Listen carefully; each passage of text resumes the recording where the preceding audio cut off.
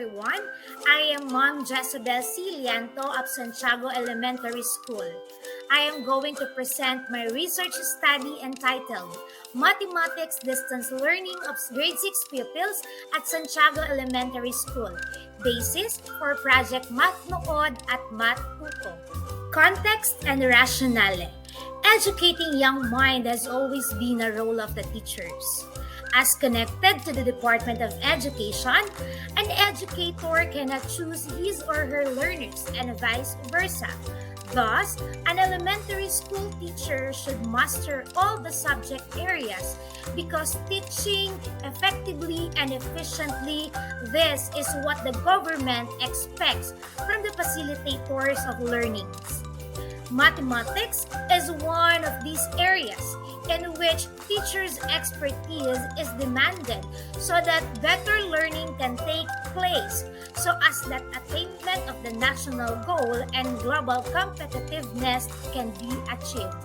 Due to its importance and sometimes the complexity of its concepts, mathematics has been one of the most feared subjects, even to most adults, plus the difficulty to study this time of pandemic.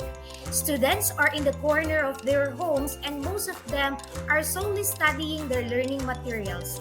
Because of COVID-19, the current situation is very new to all countries globally. This study is realized with the desire to determine the perception and challenges encountered by pupils while they are studying mathematics and find some ways to address the issues and concerns. It can further enhance the delivery of new learning modalities amidst the new normal. Hence, the result of the study will help advance our understanding of the integration of e-learning amid the COVID-19 pandemic. Research questions. The researcher aims to determine the perspectives of pupils in learning Mathematics 6 amidst the pandemic. It sought to answer the following questions. Number 1, what are the perceptions of grade 6 pupils towards their experience of Mathematics 6 distance learning? Number 2, what are the challenges encountered by the pupils in learning mathematics? And last, number 3, based on the result, what project or innovation may be proposed? For the innovations, intervention, and strategies, the researcher came up with a project named Math Nood at Math Tuto. The content of the said project are video lessons that the researcher made to sustain the mathematics distance learning of grade 6 pupils at Santiago Elementary School amidst the pandemic. This type of learning materials is applicable and accessible to all learners in their most convenient time. Action research method. Research design. The researcher used descriptive research.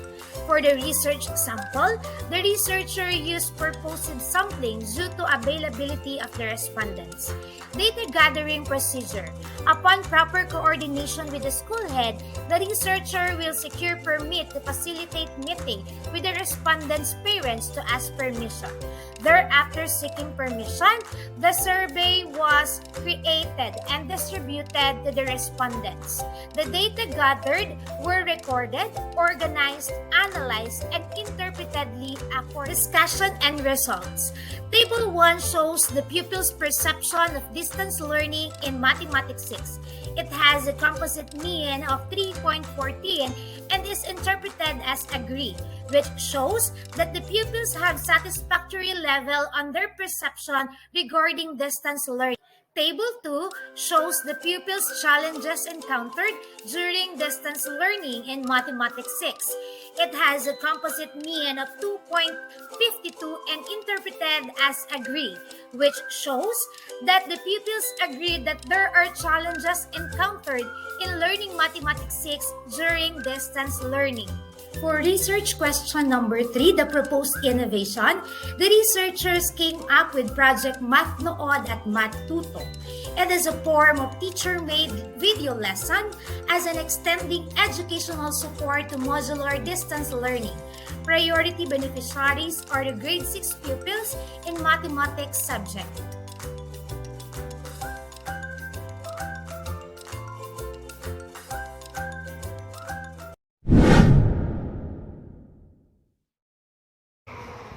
Great morning, everyone. I am Gigin Manalo. And I am Junina Hernandez to present our research entitled Project Tawid Implementation of Pantawid Pamilyang Pilipino Program for Peace as correlates to grade 3 pupils' academic achievement of Emilia L. Malabanan Integrated School. Parent plays a great role in turning the minds of their children towards education from childhood. This research was designed to evaluate the implementation of Pantawid Pamilyang Pilipino Program for Peace as correlates to grade 3 pupils and formulate the academic achievement of Emilia L. Malabanan Integrated School. The study follows the experimental method of evaluation of assessment, where the parents answer the corresponding questionnaire to define the socioeconomic status and monthly income, wherein the contributing factors are also asked. The overall weighted mean of 3.34 implies that the most of the parents agree that they have a big part on the academic performance of their children. The overall weighted mean of 3.17 implies that the most of the parents agree that the Tawid Pamilyang Pilipino Program is one of the programs of the government that helps to eradicate poverty in our country. The overall weighted mean of 3.20 implies that most of the parents agree that the teachers should portray a good relationship and teachers should be a good role model to their pupils. The fourth table frequency distribution of the effect of the family-related factors, the overall weighted mean of 3.36 implies that most of the parents agree.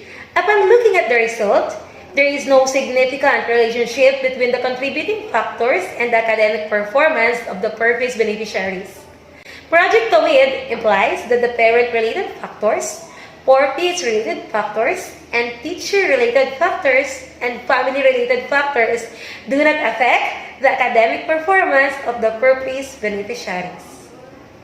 Parents play a great role in turning the minds of their children towards education from childhood. They try their best to give them good education from the popular educational institutions. Research methodology.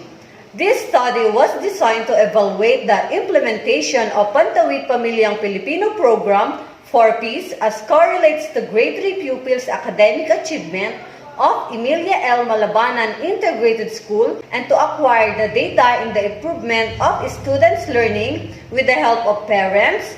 Specifically, it sought to answer the following questions. The study will be conducted in Emilia L. Malabanan Integrated School. The school is an integrated school catering elementary and junior high school and located in cities of Calacan, Malabanan, Balete, Batangas.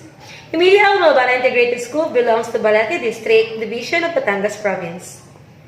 Random sampling was used in the choice of the Emilia L. Malabanan Integrated School as the venue of the research. The total number of respondents will be the total number of purpose beneficiaries of grade 3 pupils. We use questionnaire for data gathering procedure. This chapter presents the findings of the study in the sequential manner using the tabulation method with their corresponding analysis and interpretation derived from the statistical treatment of data. Based on the findings in this study, the following conclusions were drawn.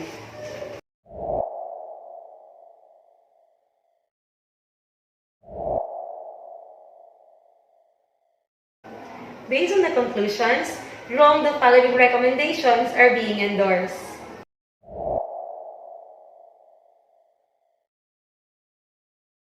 Here's our proposed action plan for effectiveness of Pantawid Pamilyang Program on pupils' academic performance. It composed of objectives, activities, targets, office person responsible, timeline, and success indicator. Objectives: enhance communication skills, conduct parents-teacher conference quarterly, providing seminars for the parents beneficiaries about the purpose of the 4Ps program. And this is our research, Project Tawid, implementation of Pantawid Pamilyang Pilipino Program for Peace as correlates to grade 3 pupils' academic achievement of Emilia L. Malabanan Integrated School. Thank you.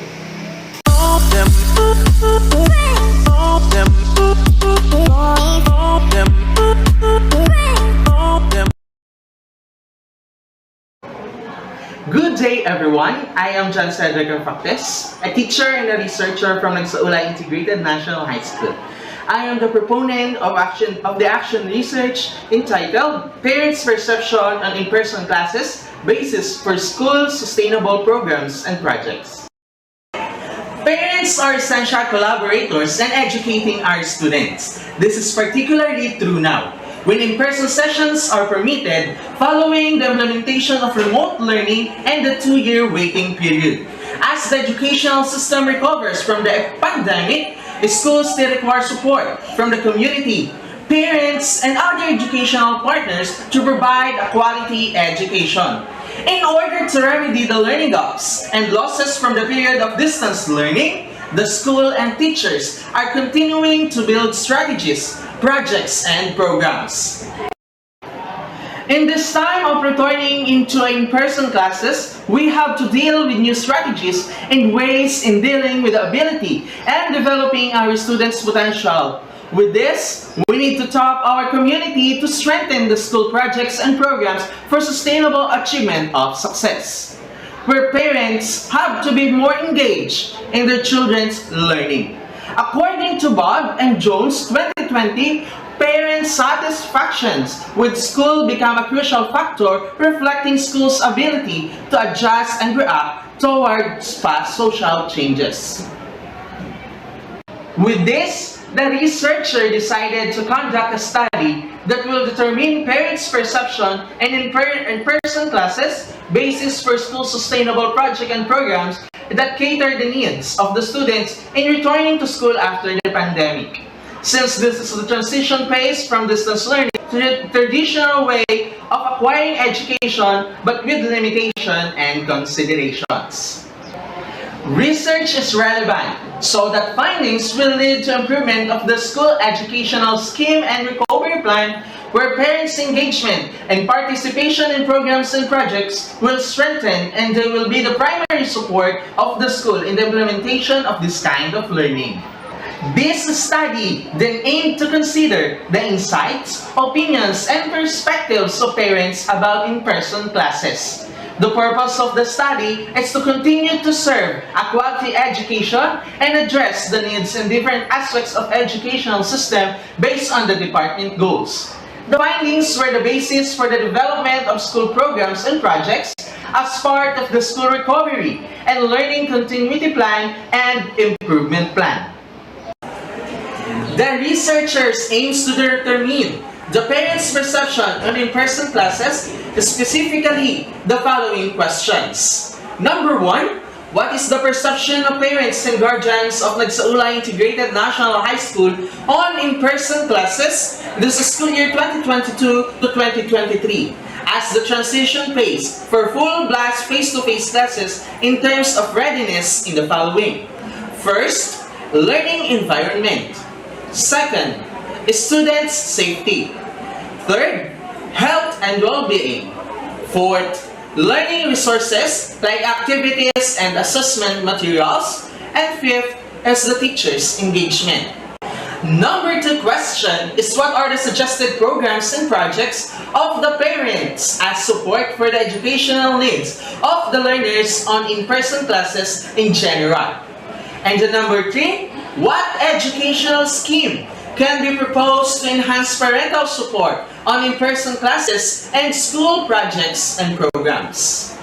The respondents of the study were 90 parents and guardians of the learners currently enrolled at Nagsaulay Integrated National High School from grade 7 to 12. This is school year 2022 to 2023.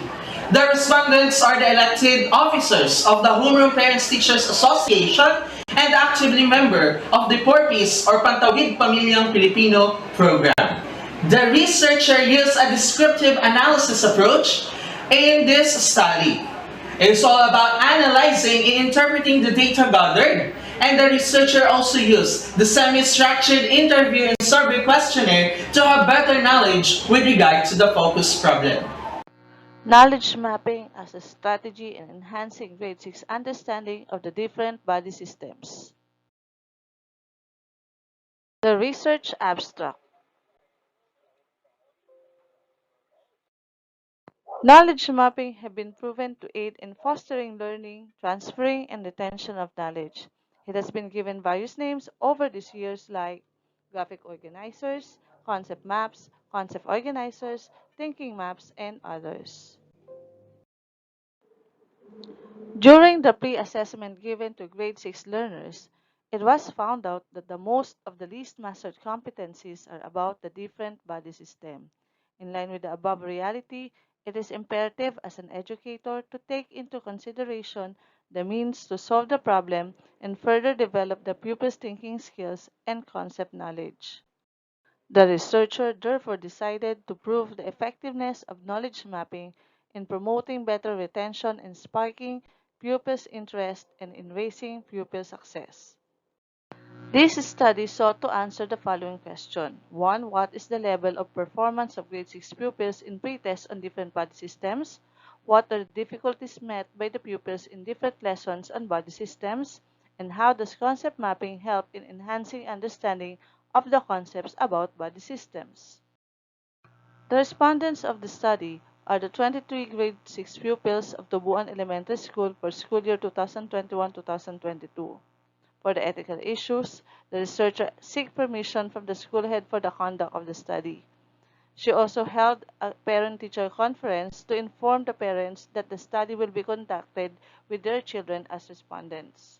The researcher crafted teacher-made assessment to be used for data gathering. She also utilized checklists. The results were treated statistically with the use of frequency counts, percentage, and ranking. Descriptive quantitative method was used as the research design. The table presents the level of performance of the grade 6 respondents in pre-assessment on different body systems. This reveals that pupils' understanding of the concept of the different body system before formal instruction was really unsatisfactory. It can be gleaned that they were lacking of concept knowledge of the lessons since the overall average score for each body system is lower than the average of 75. The class has an NPS of 39.57%. It can also be noticed that for items 9 and 10, nobody was able to answer because it needed higher order thinking skills of using graphic organizer to show mastery on an organ system. To identify the difficulties encountered by the learners, the pupils were asked to answer the questionnaire given by the teacher. The findings of the given questions were reflected on this table. The table presents the different struggles that the pupil respondents meet in learning about the different body systems. 13 or 65% of the total response suggest that difficulty in grasping the concept is a primary hassle in learning this concept. This was followed by inability to organize ideas with 11 or 55% total response and having a hard time expressing ideas in perceptible way. Time allotment and lesson being boring are the least perceived problems encountered by the pupils. Based on the perceived difficulties encountered by the respondents, the use of concept mapping best suited to deal with them. The graph shows the representation of the pre and post assessment result in Science 6, which focus on the MELC explaining how the organs of each organ system work together. It can be gleaned that the 23 learners attained 39.57 MPS in the pre-assessment. Given a week before instruction, this means that the learners may have prior knowledge on the content, but not that sufficient. The infusion of knowledge mapping module strategy with the prescribed self-learning module gave a remarkable result of 85.22 MPS, and this means that there was a gain of 45.65%. This is the work plan for project knowledge mapping. Based on the findings of the study, the following conclusions were drawn. The grade 6 pupils have low mastery level on the concept about different body systems even after formal instructions. They have an overall average score for each body system of 39.57%. Inability to remember the concept is the primary reason on having difficulty in understanding anatomy concepts. Method in organizing idea and perceptive way of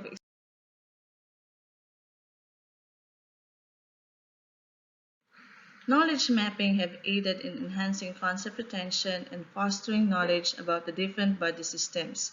The comparative analysis of the pre and post assessment result given to the respondents had yielded an average of 45.65% gain in their MP. Good day, everyone. I am Mr. Vincent Joshua D. Cantos, teacher from Tingloy Central School, Tingloy District, and I am here to present my study.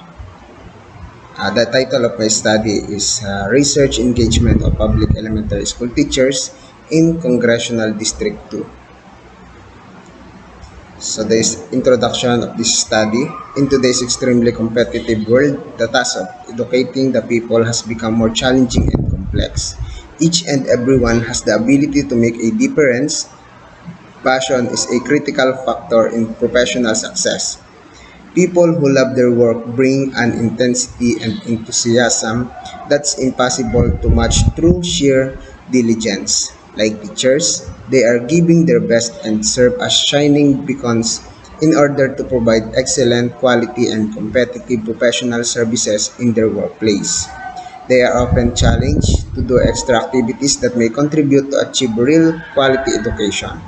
They even lengthen their strides to move forward in a relentless and ever-mindful approach which characterizes their pursuit for knowledge.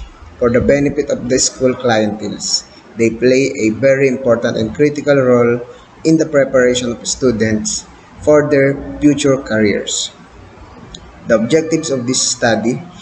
The study aimed to prepare a research management plan for teachers that will serve as a better reference and tool for research engagement of public elementary school teachers in the division of Batangas Province.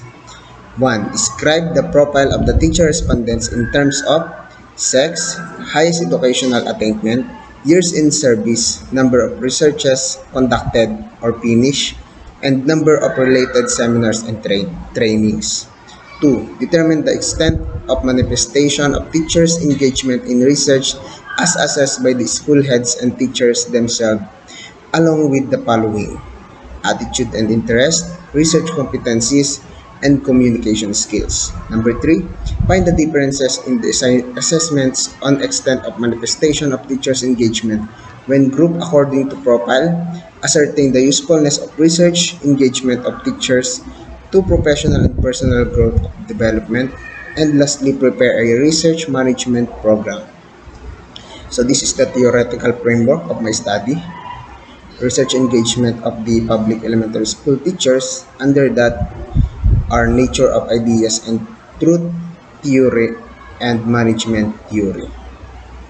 The conceptual framework in input, profile of teachers respondents, teachers engagement in research, utilitarian value of research engagement.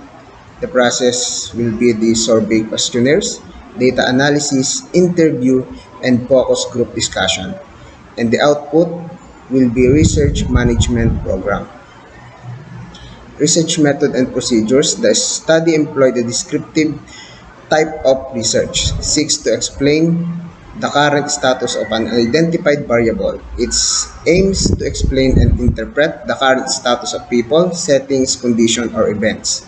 Process of gathering, analyzing, classifying, and tabulating data about a prevalent phenomenon, practices, beliefs, processes, trends, cause and effect relationship, and then making adequate interpretation of the data collected with or without the aid of statistical method. Subject of this study will be the teachers and the school heads from Congressional District 2 Division of Batangas.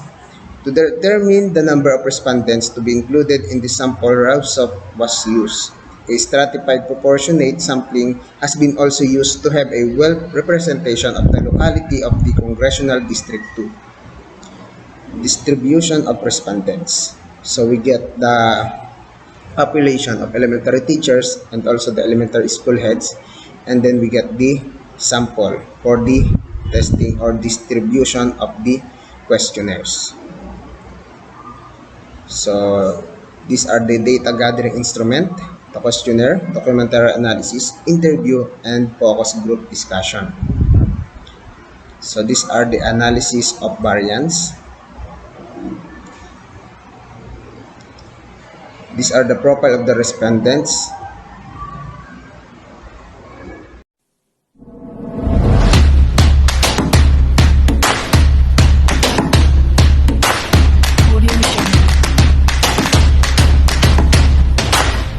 School Community Partnership Projects in Area 4, Division of Batangas. Have you heard about comprehensive partnerships? A promising direction for generating essential interventions to address barriers to learning, enhance healthy development, and strengthen families and neighborhood. School community partnerships are essential for helping students achieve at their maximum potential. The intent is to sustain such partnerships over time. The range of entities in a community are not limited to agencies and organizations. They encompass people, businesses, community-based organizations, post-secondary institutions, religious and civic groups, programs at parks and libraries, and any other facilities that can be used for recreation, learning, enrichment, and support. Education has been one of the best legacies that parents can bequeath to their children. Hence, it is up to improve the quality of education at all levels, to improve the quality of life, and minimize the effects of poverty. The school needs partners from outside its jurisdiction who could momentarily and eventually supplement the requirements ascribed to educational institutions to enable and equip them with operational tools and facilities. In this quantitative research, with regards to administration of questionnaire, the practice of anonymity was followed to give the respondents free rein in answering the items without worrying about being identified. From the data gathered, analyzed, and interpreted, the following summarized findings were derived.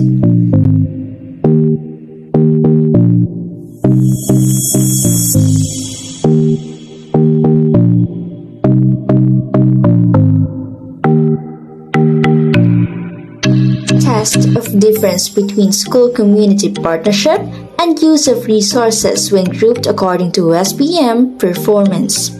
From the results of focus group discussion with some teachers, school heads, and parents, the following issues and concerns were identified. Sustaining positive relationship with the communities, cultural differences between the school and the community, schoolwork struggle among teachers, resulting in insufficiency of time conferring with parents, school leadership and governance. From the summarized findings, the following conclusions were drawn. What's more, the majority of the schools were medium-sized, in between sparsely and densely populated, and within the stages of developing and maturing in terms of SBM performance.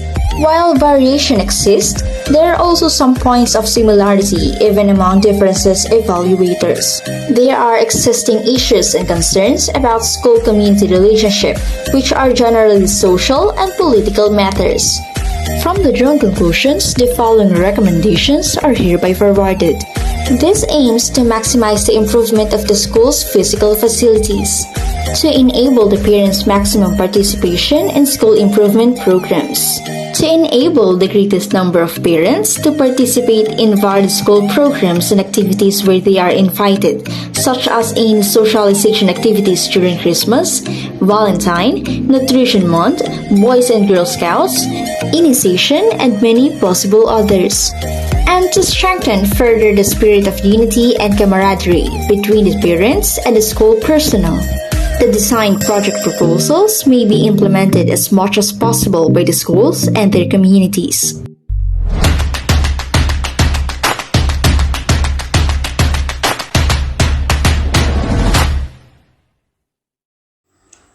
Good day, everyone. I am Maria Sonia M. Hernandez of Calupubuan Senior High School, San Juan, Batangas, and here I am presenting to you my study entitled Comprehensive Environmental Scanning and Strategic Analysis of School-Based Management in DepEd Division of Batangas Province, Re-envisioning Principal Leadership for the New Educational Landscape. Pertaining to the abstract of this study, this research entitled Comprehensive Environmental Scanning and Strategic Analysis of the School-Based Management and DepEd Division of Batangas Province, Re-envisioning Principal Leadership for the New Educational Landscape, has been coined due to the COVID-19 pandemic and emerging uncertainty of different environmental factors that affected the procedure of conventional delivery of educational services that has impacted the SBM implementation. With this, a mixed method of research was conducted, which was participated by 389 public school teachers After retrieving the results, this research came up with the SBM implementation strategies. Due to educational reforms and decentralization, breakthroughs have evolved. Stakeholders acquired control of the teaching learning process and they have been involved in decision making. With this, SBM provides space for innovation and flexibility. It cannot be denied the fact that the school head plays a vital role in school-based management in order to address the financial needs, environmental factors, and students' migration to public due to the COVID-19 pandemic. For the statement of the problem, this study seeks to answer the following question. 1. To what extent are the environmental factors in school-based management implementation observed in the division of Batangas in terms of 1. Micro-environmental factors that consist of political, economic, social, technological, environmental, and legal. 2. Macro-environmental factors that comprise of teachers, parents, and students, presence of non-governmental support and material support, difference in the number of enrollment, and the help of PTA and SSG.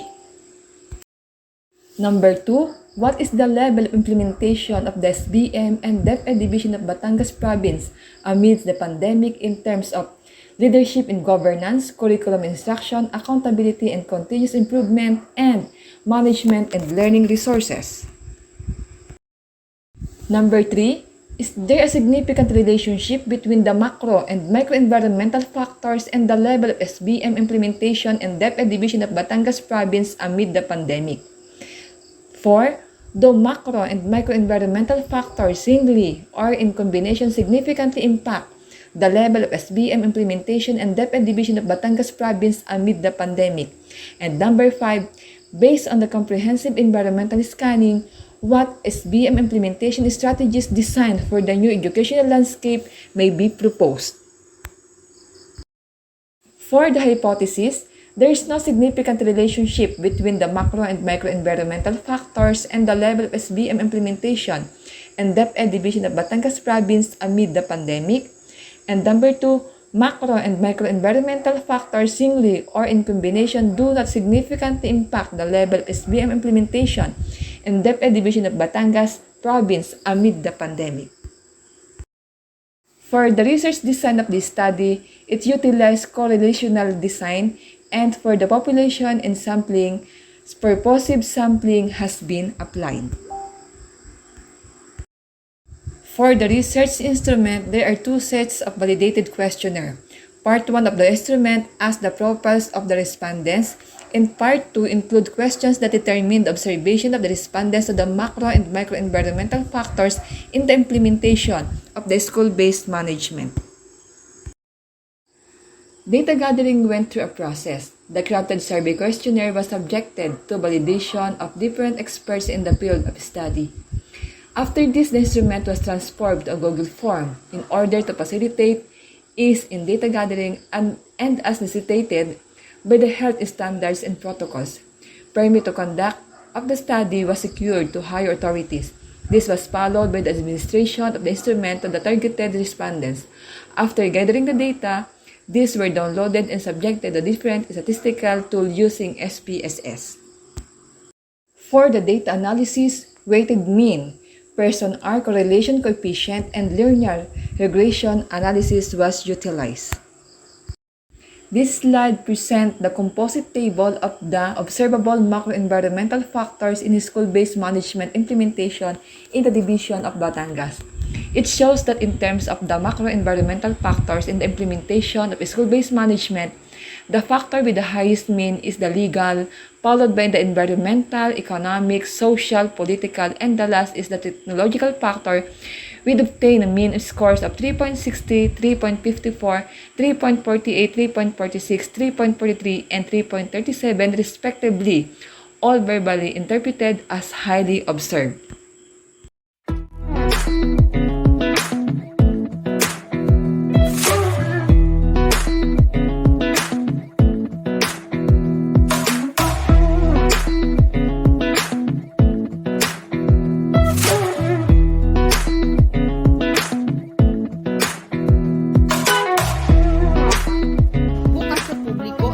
lupang pag-aari ng City of Toronto sa Canada upang makapagtanim ng mga gulay ang mga residente sa pamamagitan ng pagsali sa Community Gardens Program. Sa Vancouver, Canada naman, isang flower nursery ang ginawang vegetable garden. Bunsod ng COVID-19 pandemic, bumaba ang production ng Sunset Nursery ng 60%. Kaya't naisipan ng Vancouver Park Board na magtanim ng gulay para mapakinabangan ng ibang space sa nursery. Ang mga gulay naman na naaani dito, ipinapamahagi sa mga pamilya na nangangailangan ng pagkain.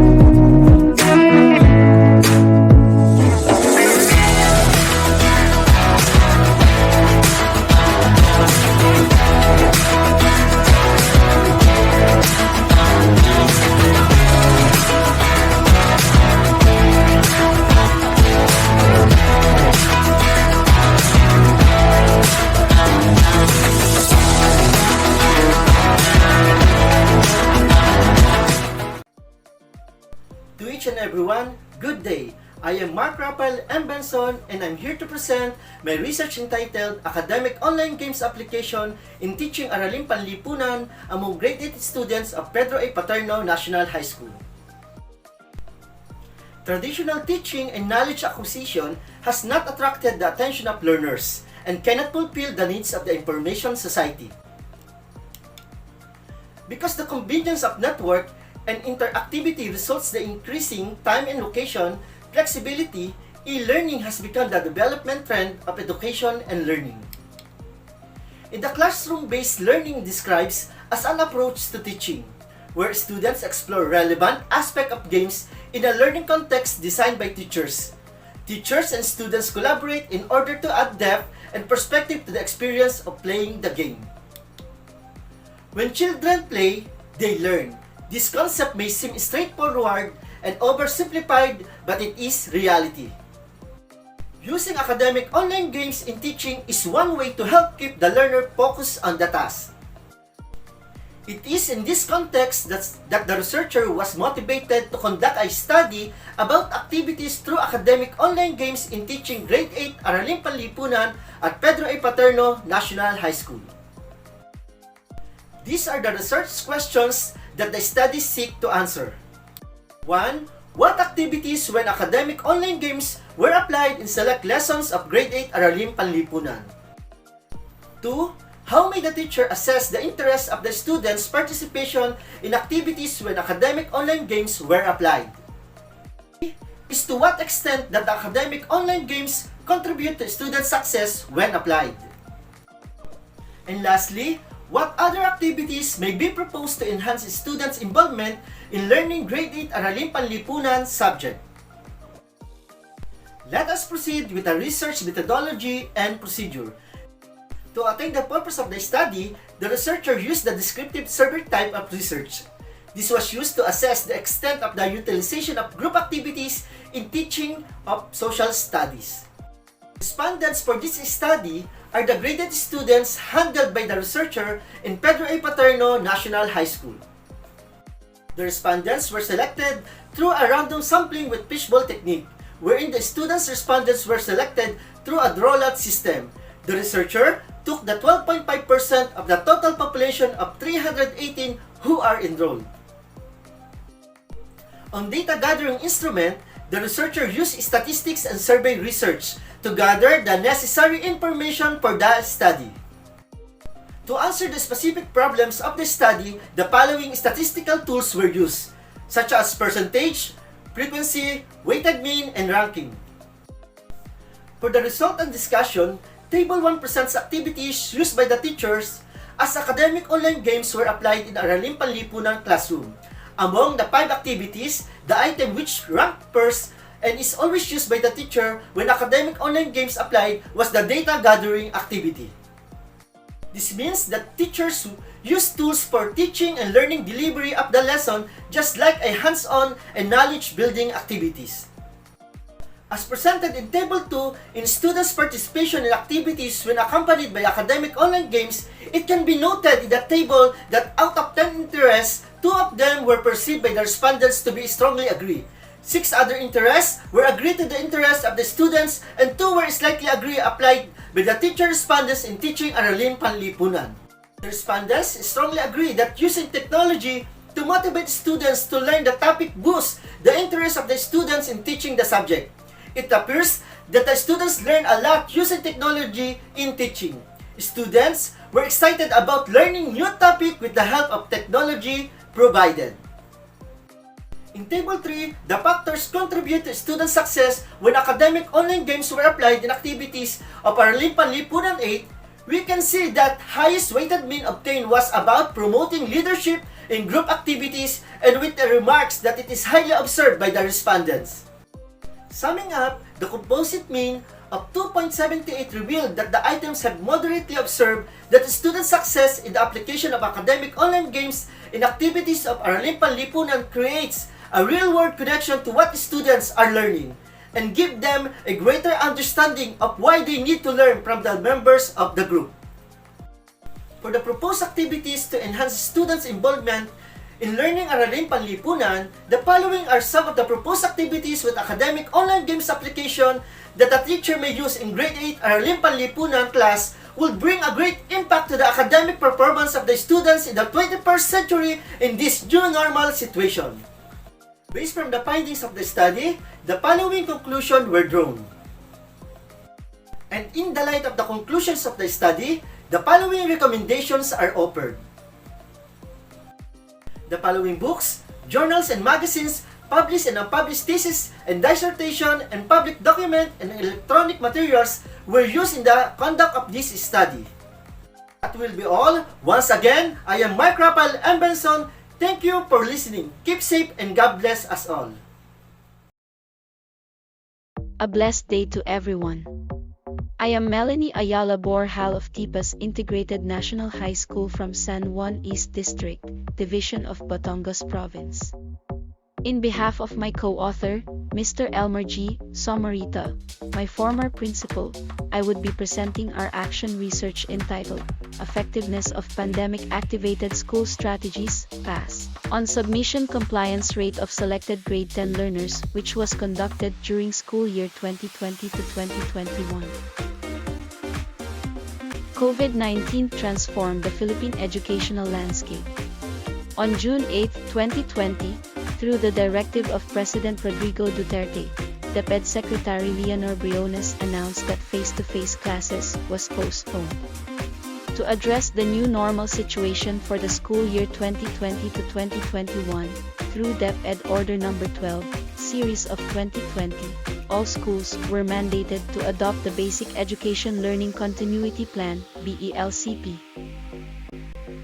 The traditional way of teaching and learning process inside the classroom was replaced with alternative learning methods using radio, television, online, and modular learning. TPAS Integrated National High School adopted the printed modular learning for its BELCP. The drawback of remote learning using modular modality became apparent after 2 consecutive schedules of activity retrieval. The lead proponent was alarmed with the realization that the submission compliance rate for first and second quarter of SY 2020-2021 of grade 10 learners taking TLE fashion accessories was only 19 out of 92 learners were submitting complete activity outputs. DepEd recognizes that distance learning poses challenges. That's why, through the O No. 31 series of 2020, it mandated the teachers to collect and record evidences of learning to monitor student learning and development, give timely constructive and relevant feedback, and facilitate remediation. This research would like to examine the effectiveness of pandemic-activated school strategies, PASS, in improving the submission compliance rate of learners in grade 10 TLE fashion accessories and consequently improving their academic performance. This initiative encourages TLE-TVL teachers to spend at least 2 hours of every working day in checking the submitted activity outputs of the learners to ensure timely assessment, immediate feedback, and on-time submission of grades.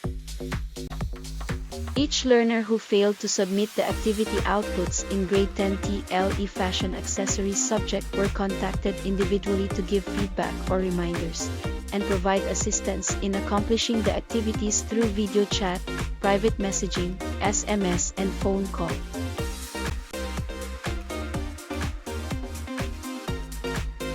The improvement in the submission compliance rate of the learners will prove the effectiveness of the PASS intervention program. The proponents used experimental quantitative method to analyze the gathered data.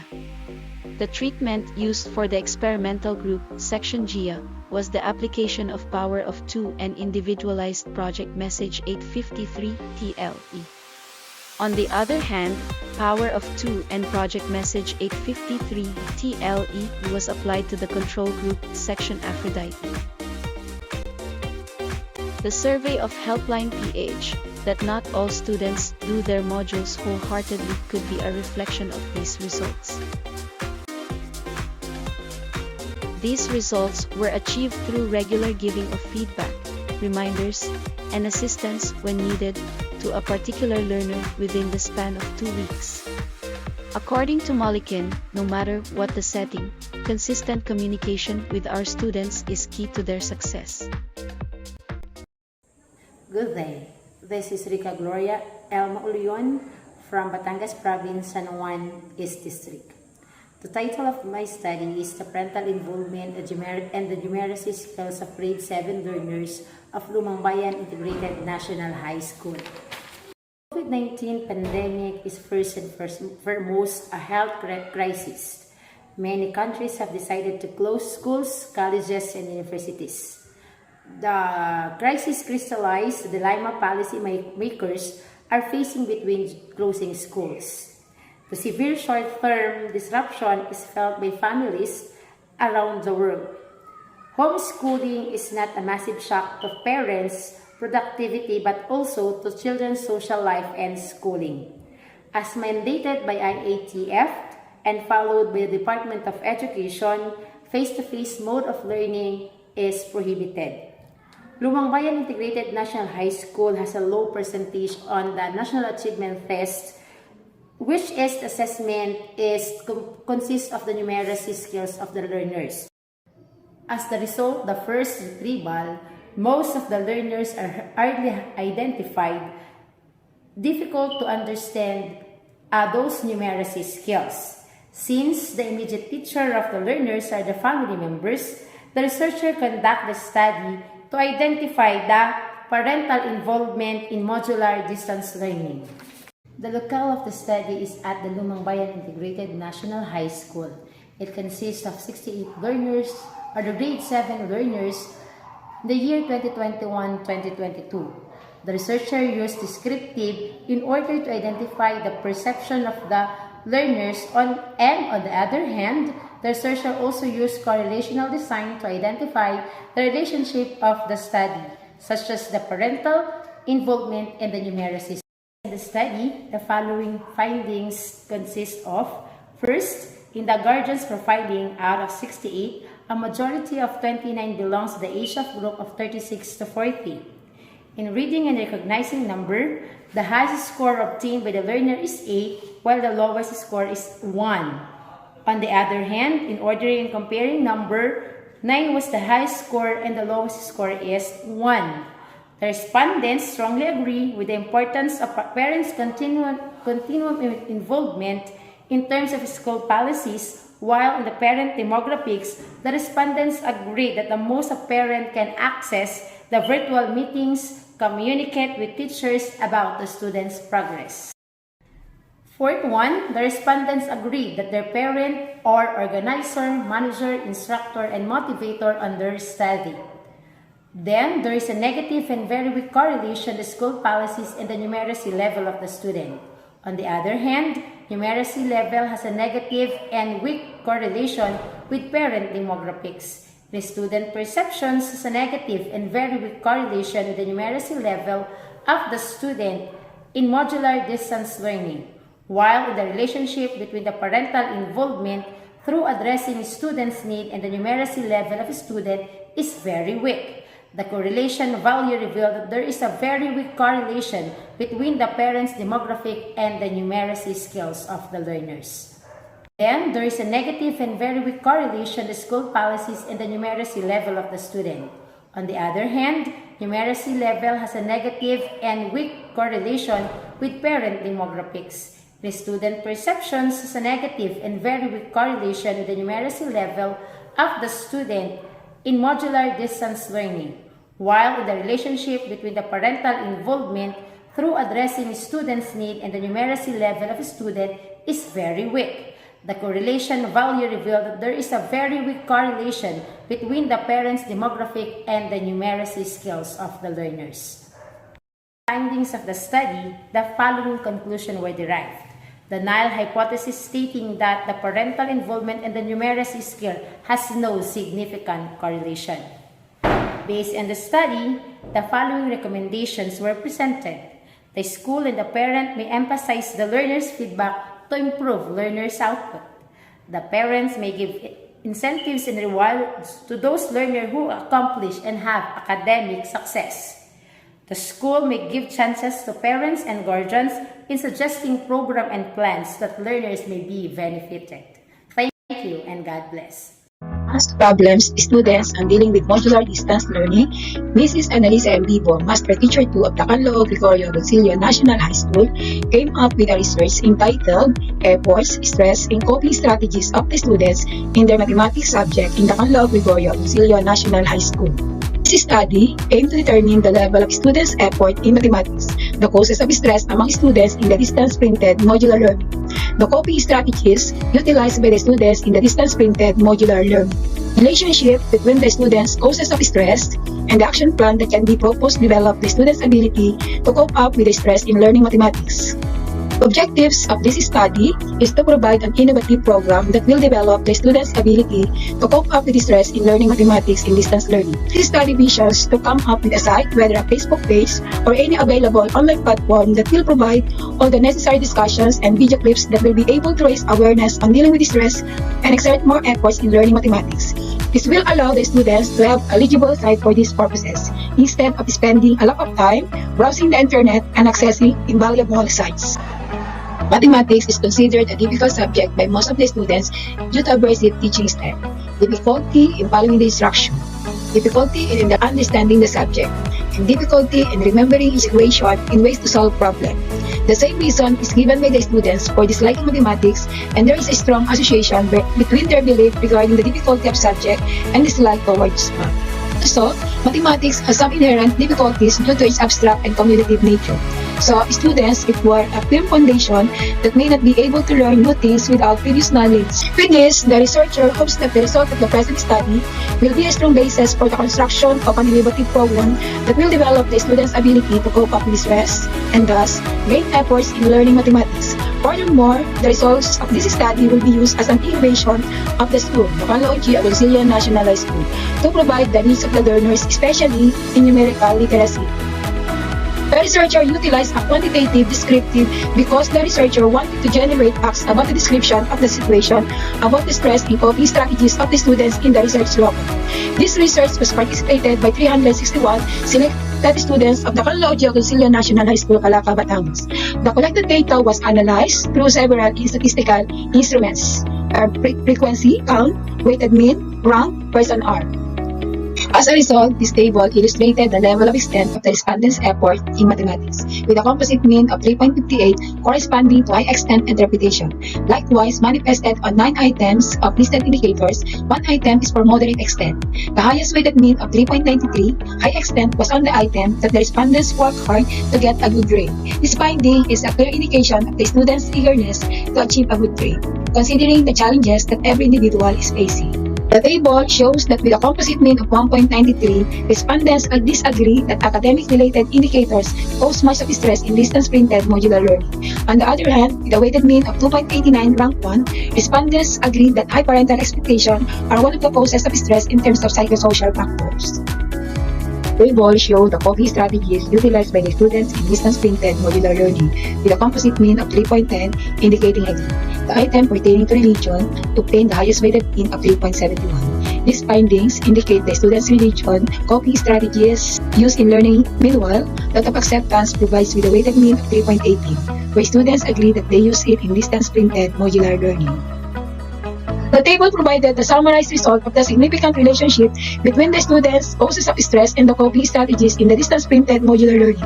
This finding resulted into a significant interpretation with a mean of 2.37 as resulted by the causes of stress and 3.10 as resulted by coping strategies.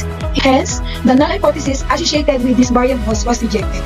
This finding further means that the causes of stress coping were related to the coping strategies they utilize. Shown here is the focus plan of the action to develop the students' ability to cope up with stress in learning mathematics. From the collected, investigated, and explained data, the conclusions being drawn are the following. First, students worked hard to get a good grade in mathematics, and there was high extent on the level of students' effort in mathematics. Psychosocial aspect was agreed to cause the stress of the students learning mathematics. However, academic and health-related issues were not causes of stress among the respondents. Third, students agreed that there were coping strategies utilized by the students in distance-printed modular learning. Religion through praying, meditating was agreed upon by the students to be the mostly practiced. Based on the present study, the following are recommended. First, teachers must utilize the questionnaire of the present study to become aware of the efforts exerted by the students in learning mathematics. Second, the output of the study must be applied and be used for experimental study. Similar study must be conducted with students on the pilot implementation of face-to-face learning.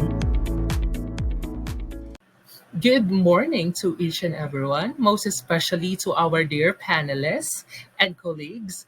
I am going to discuss my research about exploring gender inclusive language through creation, theory of language acquisition, monitor and effective filters in English of teachers of San Guillermo Elementary School. The lead proponent of this research is yours truly, Argel R. Doctora from the Division of Batangas Province, District of Talisay from San Guillermo Elementary School. Allow me to read my introduction. So, as a 21st century teachers, they should know how to implement and use this language teaching to ensure that they are integrating gender and development education in the teaching and learning process presented in the classroom. As Brianna stated, the teachers should review their curricula and materials to assure that they are gender sensitive to all the learners to value the gender focus. It should also be carried out in different subjects to amplify the skills that the learners need to prepare to become the endeavors of the future. This is according to DepEd Press Release 2021. Gender inclusive language is timely and relevant to the teaching of English language. As a teacher, it is important for us to integrate this language teaching to ensure that we are not just teaching the knowledge of the language, but also the purpose of the language itself. Creation theory of second language is one of the effective way of transmitting the language to the learner since English is their second language.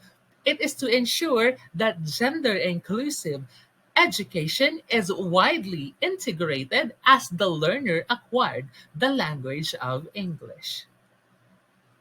For the next slide, I will present my research question. Number one, what is the respondents' level of gender inclusive language awareness in terms of gender sensitivity and gender inclusivity? Number two, how do the respondents assess their gender inclusive language through teaching acquisition in English? Monitor 2.1 and 2.2 effective. And for the last question, what course of action may be proposed to enhance gender inclusive language through teaching language and acquisition in English? Based from the result and the discussion of my research, here are my findings. Number one, based from the level of the awareness of the respondents, it revealed that in terms of gender sensitivity, they are slightly employed with a composite mean of 3.1, and gender inclusivity, they are strongly employed with a composite mean of 3.7. The respondents' gender inclusive language through teaching acquisition in English were interpreted as strongly employed. And number three, to improve and strengthen the awareness and skills of gender inclusivity language in English of the teachers of San Guillermo, they should attend slacks, insets, webinars, and seminars that will help them through the inclusion of gender inclusive language activities. It is also part of the implementation to the school to employ the use of gender inclusive language in teaching English were the course of action of this study. Based on the findings of my research, here are the conclusions. Teachers have a great knowledge about gender inclusivity. Two, they are using crashes, monitor, and effective filters in teaching the language. And number three, conducting of Slack, inset, attending webinars, seminars, and project of implementation will be the course of action in strengthening the gender inclusive language in teaching English. In the light of the views of findings and conclusion, here are the recommendations. Number one, the teacher should focus more on acquiring the awareness they need in gender sensitivity. Number two, the teacher should always incorporate discretion theory to help the learners in learning the languages in English, especially the gender inclusive language. And number 3, the proposed course of action may be implemented, monitored, and evaluated to determine if the teachers are implementing the use of gender-inclusive language in English. Good morning. Welcome to VCBER 2022. My name is Bea Sharina B. Pascual, and together with me is Dr. Leonor M. Bertuccio. We are from Malvar School of Arts and Training, Division of Batangas. Our title is, Bakit Parang Kasalanan Ko? A qualitative thematic analysis on the psychological impacts of pandemic to the lives of Lardo students in Malvar School of Arts and Training. This is a basis for Project Psych Me, or the peer session and youth collaboration for a mentally healthy environment.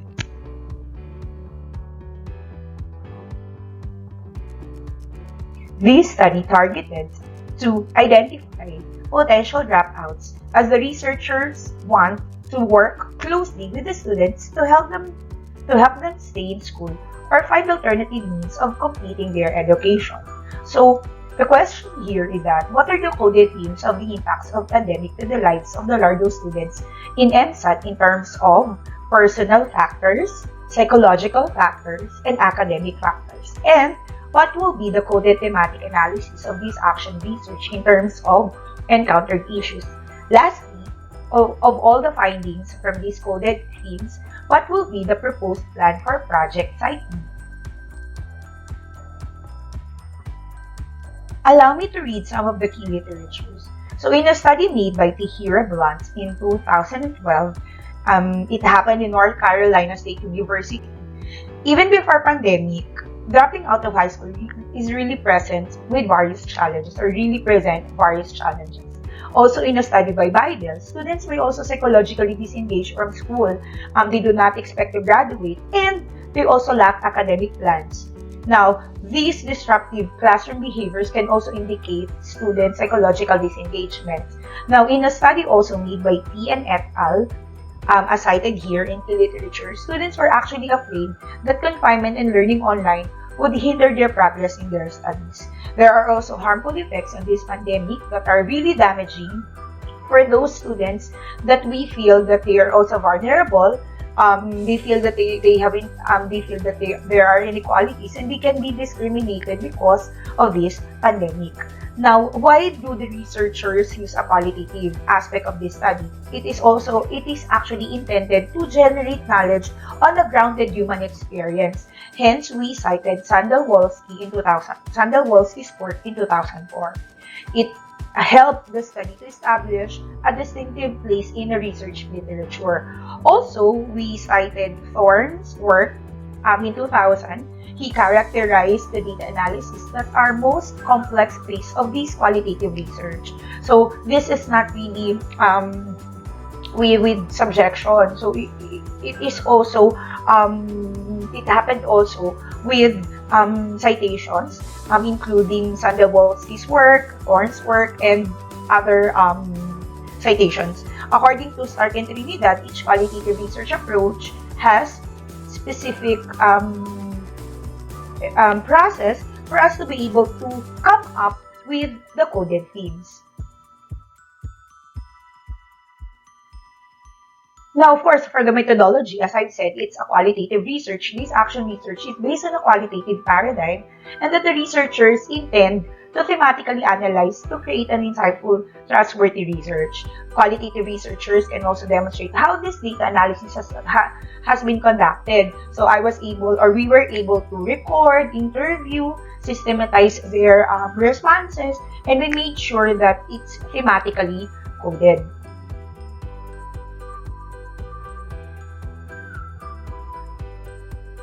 Also, allow me to present to you the important findings in this research. So, in order to alleviate dropouts, there is a necessary additional in-school activities that were being planned to give students to have at least more avenues to express themselves and not to be bombarded heavily with academic requirements. Of course, we have to anchor this with academic depth and calendar. These are actual challenges and learning activity difficulties to be really addressed in order to prevent students from dropping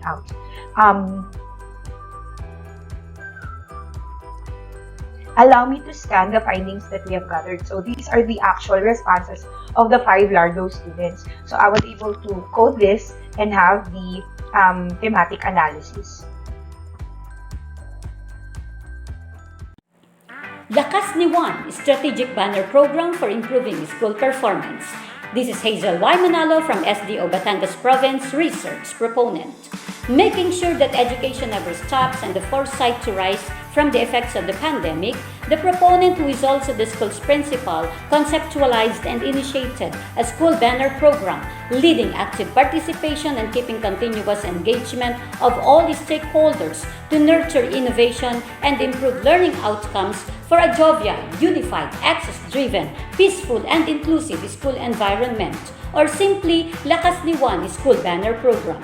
The banner program is an umbrella of all leading projects of the school that mostly satisfy the goals of the school development plan. Its implementation has sprouted relevant projects and activities based on the needs assessment. Paganda, Sagip, B1, MySika, Home, Print, Care, CPD, Talas, Award, Respeto, Kasama, EDMS, Reward, Provide, Access, Repair, Health, and One Heart. Hence, continuous school improvement became perceptible. Each project is spearheaded by a chairperson who is supported by 4 key teachers. With the launching of the school banner program Lakas ni Juan, the school was able to gain much increase in terms of stakeholders' participation, which was the primary aim of the program. Lakas ni Juan is a shared mission and vision for all and by all, based on the Republic Act 9155, also known as the Governance of Basic Education Act of 2001. It paved way for school improvement in all areas: facilities, ground, learning delivery, teachers' enhancement, KPI results, and school-based management level of practice. Specifically, it aimed to develop a child-friendly school that ensures every learner has an environment that is physically safe, emotionally secure, and psychologically enabling. Provide a safe and supportive work environment for all school employees following the guidelines and recommendations of respective agencies in response to the COVID-19 pandemic. Create learning experiences for all learners by adapting approaches that delivers quality education and foster positive relationships between home, school, and the community.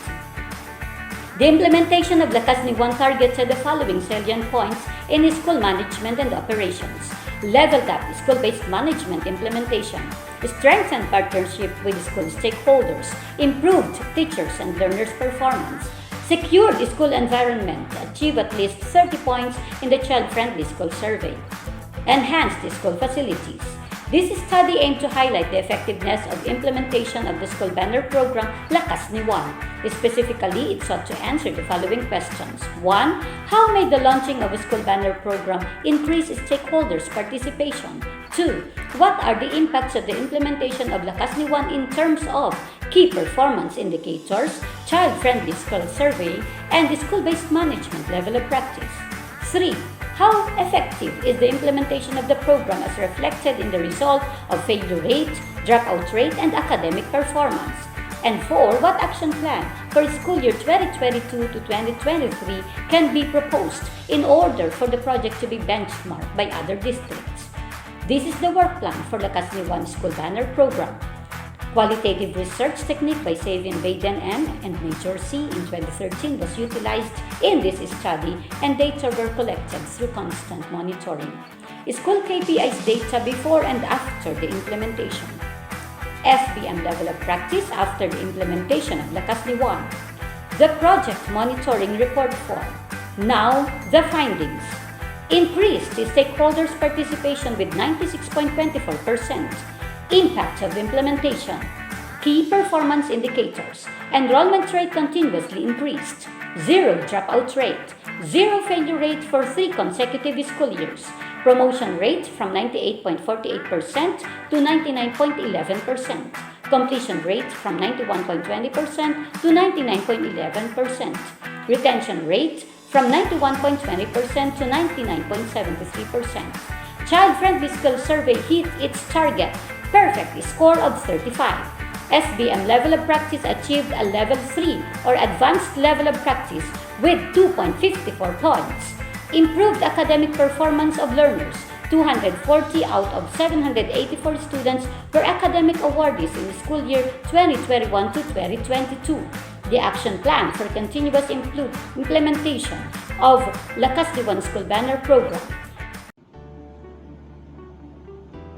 Stakeholders play a fundamental role in the school's performance and productivity, which comprise projects, programs, and activities that enhance learners' performance and holistic development and effective schools operation.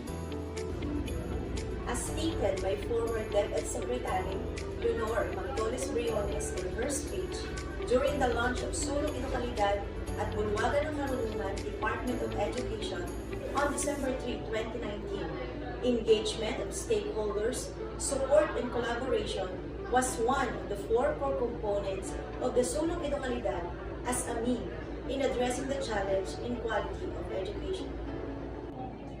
Consequently, stakeholders and the institution should be focused, observant, and attentive in addressing the learner's needs in order to attain the goals and objectives of the school, and that is through quality education. In support to this, Banilad National High School, as one of the public learning institutions in Batangas Province, Nasugbu East District, remains steadfast and committed in promoting quality, relevant, and timely education through consistent report to all its stakeholders. In lieu of this, the researchers pursue this study to revitalize the existing partnership between and among its stakeholders towards schools' advancement. I am Jeffrey C. Serrano, and I, Melissa R. Magbago, the researchers of the study with the title Retrospection on Stakeholders' Level of Engagement on Schools Programs, Projects and Activities, an Input to Partnership Revitalization Program, to communicate with you the results and findings of the aforesaid study. To our critics, to our fellow presenters, to all researchers, alaed, mabuhay!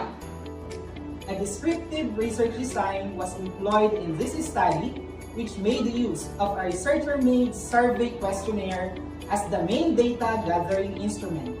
Data were collected from 82 external and internal stakeholders who were randomly selected using fishbowl technique. Upon given permission by the school head, the survey questionnaire was administered online. Data were collected, treated, analyzed, and interpreted using frequency count, percentages, weighted mean, and ranking. The succeeding slides will present the findings, conclusions, and recommendations of the conducted study. For the specific question number 1, what is the level of engagement of the stakeholders in terms of shared responsibility in decision-making and planning, communication, attendance in conferences and meetings, participation in school PPAs, and recognition? As a whole, the stakeholders' level of engagement in terms of attendance in meetings and conferences and participation in PPAs was highly engaged, whereas in terms of decision-making and planning, communication, and recognition was engaged. From this, it is recommended that stakeholders' engagement should be consistently strengthened through proper communication and recognition, so that their participation and attendance in the decision-making and planning and the implementation of the school PPAs would be sustained. Research question number 2. What are the factors that affect the stakeholders' level of engagement in schools' undertakings? The findings from the study reveal that the participants consider work or family business as the foremost reason that affects the engagement of the stakeholders in different PPAs. Ranked second was responsibility in the family. Ranked third was internet connection. Ranked fourth was interest. And ranked fifth was health conditions.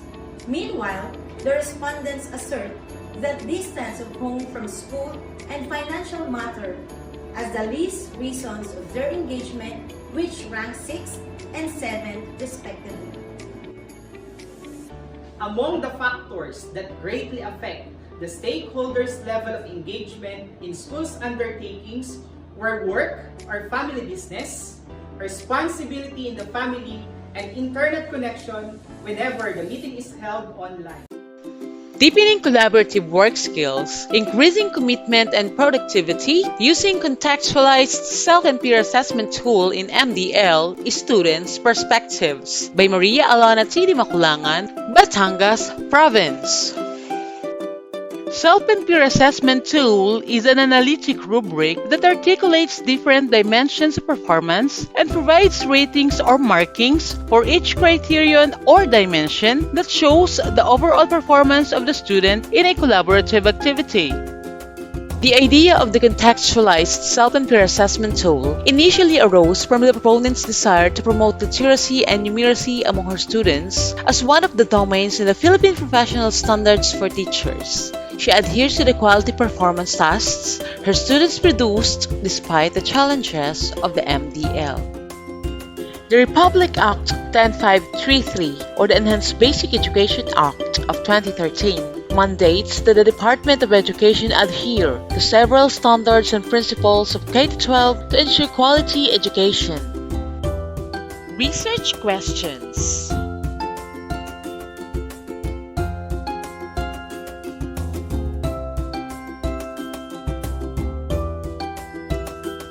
Methodology.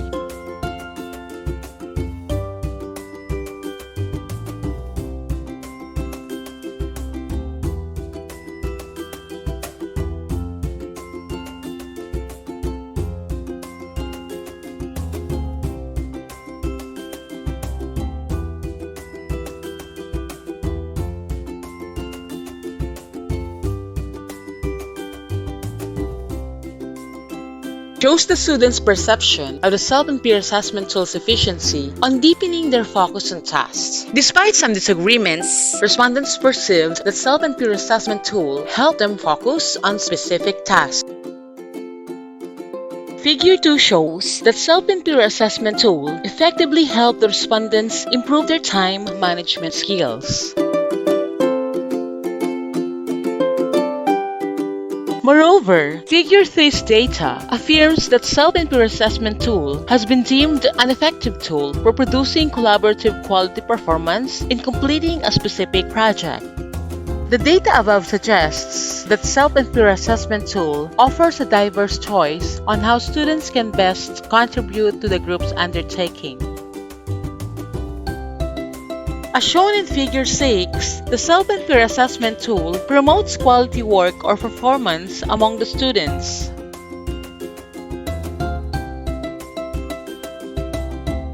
Likewise, the data from Figure 5 displays significant problem-solving skills improvement among the students through the use of self and peer assessment tool. Figure 7 presents the respondents' general perception of the self and peer assessment tool in increasing their commitment and productivity. As a result, self and peer assessment tool is perceived to promote camaraderie and friendship, gives equal opportunity for them to showcase their talents and skills, promotes collaborative independent learning, involves them in the process and ownership of this process, provides more relevant feedback, and allows them to reflect and assess themselves. Moreover, respondents seem to conform that self and peer assessment tool allows them to be more mindful of their assignments and said that it promotes fair assessment because each of them is judged based on the quality of their contribution. In addition, self and peer assessment tool encourages student involvement and responsibility, and it can also reduce the teacher's marking load if used properly. It could also help reduce the free rider problem, as each student is aware that his contribution will be rated by his peers based on its quality. Based on the analysis of the results, self and peer assessment tool was highly acknowledged by the students.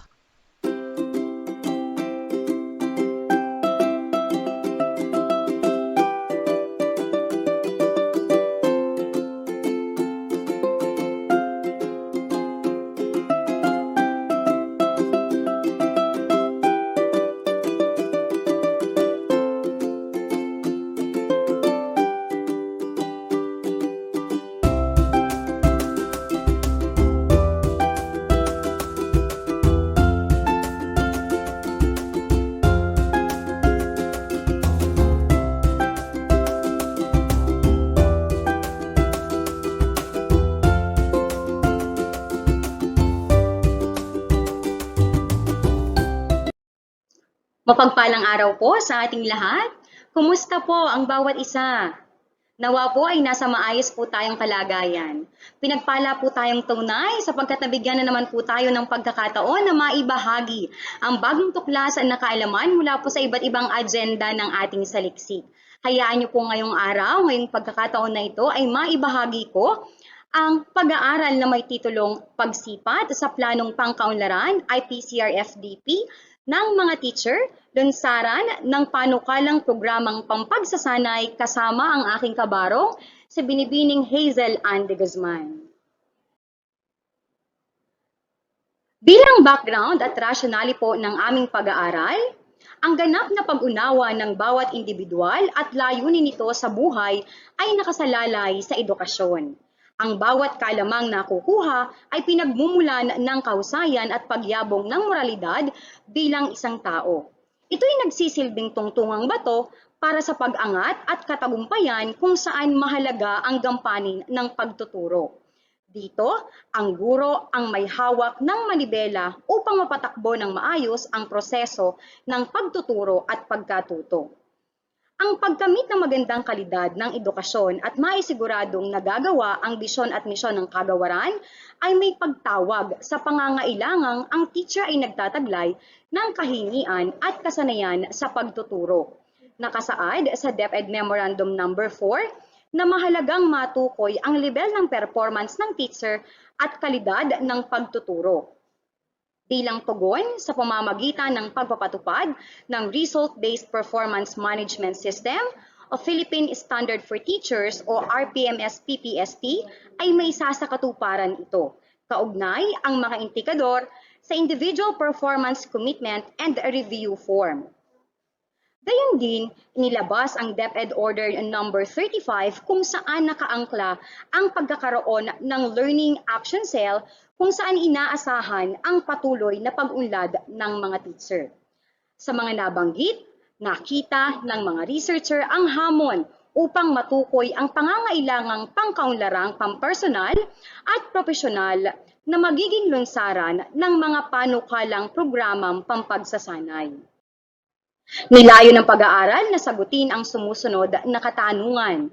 Una, ano ang mga kasanayang tinataglay ng mga teacher sa Filipino batay sa mga functional na competency at mga competency for behavioral? Ano ang mga pangailangang pangkaunlarang mayroon ng mga teacher kaugnay ng mga functional na competency at mga competency for behavioral? Pangatlo, anong interbensyong pangkaunlaran or developmental intervention ang ibinigay ng guro hinggil sa pangailangang pangkaunlaran? At huli, batay sa mga resulta, anong mga panukalang programang pampagsasanay ang maaaring balangkasin upang mapaunlad ang kompetensi ng teacher sa Filipino? Sa bahagi naman pong ito ay makikita ang methodology ng research. Narito po ang disenyo ng research na qualitative descriptive. Samantalang, ginamit naman po ang purposive sampling upang magkaroon ng 16 na teacher sa Filipino sa distrito ng Taysan. Lahat po ng teacher sa distrito ng Taysan na nagtuturo ng Filipino ay nabigyan ng pagkakataon na maging bahagi ng pag-aaral. Samantalang, tinipon po ang IPCR-FDP upang maging primaryang hanguan ng impormasyon at datos kung saan isinagawa ang document review, thematic analysis, at small group discussion. Tunguhin naman po natin ang pagtalakay sa resulta at diskusyon. Sa bahagi pong ito ay makikita ang mga talahanayan ng kinalabasan ng pag-aaral. Sa Table 4 po, nakalahad ang mga kalakasan at pangangailangang pangkaunlaran ng mga teacher sa Filipino sa distrito ng Taysan. Sa bahagi pong ito ay makikita ang kalakasan or strengths at pangangailangang pangkaunlaran o development needs ng mga teacher sa Filipino sa distrito ng Taysan. Sa pag-aaral po, lumabas na kalakasan sa ilalim ng functional competency ang sumusunod na bagay: kaalaman at pedagohiya, paggamit ng iba't ibang uri ng pagtatasa at pagtataya, pakikipag-ugnayan at pagpapaunlad, mga gawaing makapag-aambag sa proseso ng pagtuturo at pagkatuto. Implementation of Pandemic Ifan Challenge in Laurel District by yours truly, Dr. Melgrace Visa Tumbaga, with my co-researcher, Dr. Agripina Idirain from Division of Batangas Province. DepEd issued its financial education policy under DepEd Order Number 022, which aims to help learners and teaching non-teaching personnel to make sound financial decisions by including financial education in school lessons for learners and capability building activities for teaching and non-teaching personnel. Financial literacy is something that has to be taught and be learned by the student at a young age, and to encourage learners to save their own money and to help instill the value of being thrifty, especially in the midst of pandemic. The question is, what shape children's spending habit? How can we build a strong foundation to let them think first before buying anything and saving the money for a purpose? Our aims to continuously educate students not only in the academic side but holistic well-being of the student, wherein values and skills are also of great priority. In this context, we consider addressing the need of the students to be literate and spending money, specifically those children who need assistance to continue their studies for their internet allowance and the things they need in answering the modules. Though in that modular modality, the student asks money from their parents to sustain their daily needs in answering the modules for the internet, school supplies, and other materials. Instead of spending all the money, the student decided to save the excess as their fund.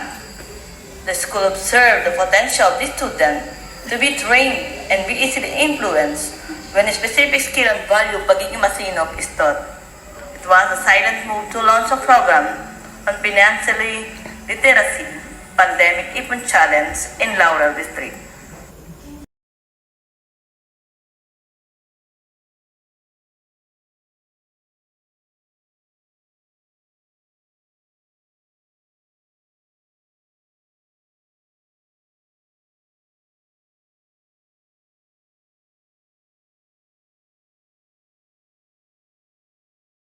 Step-by-step process and monitoring system of the implementation of Pandemic Ipon Challenge.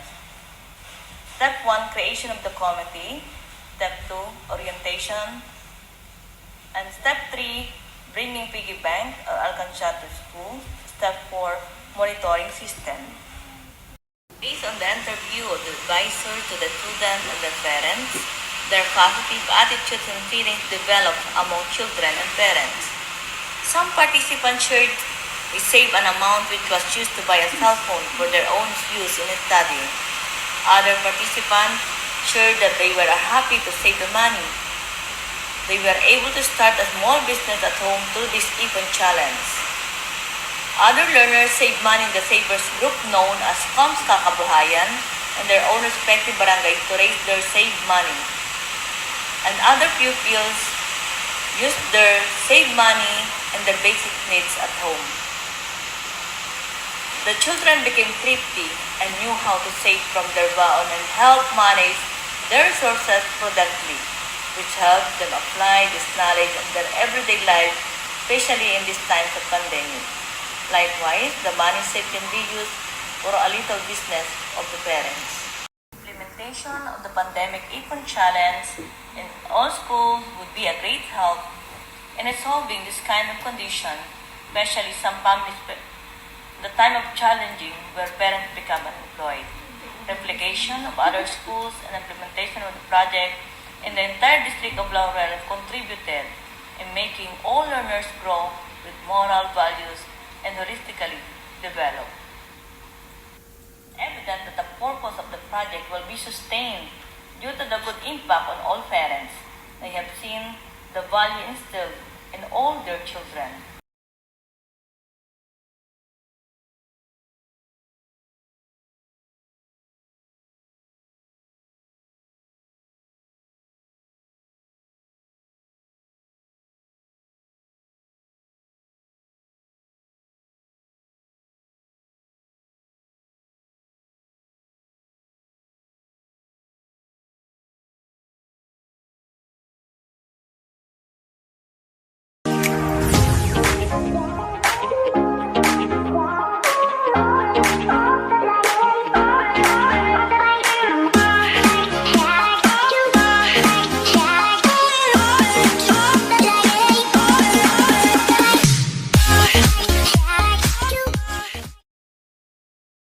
Good day.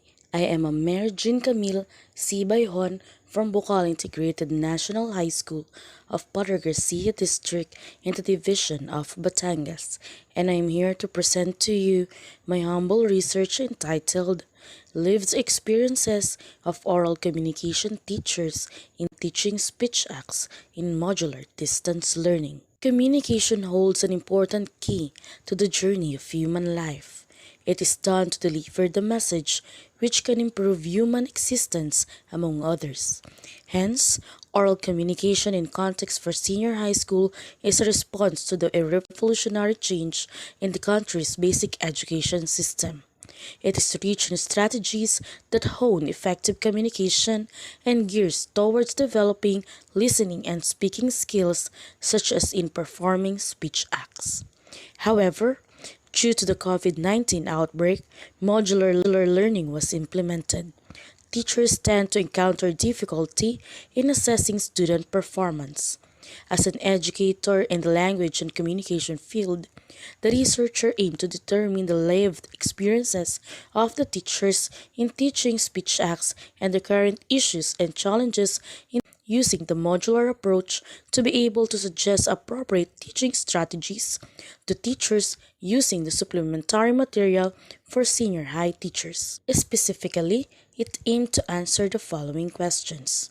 1. What are the lived experiences of teachers in teaching speech acts under the modular approach? 2. What are the current issues and challenges in teaching speech acts among students? 3.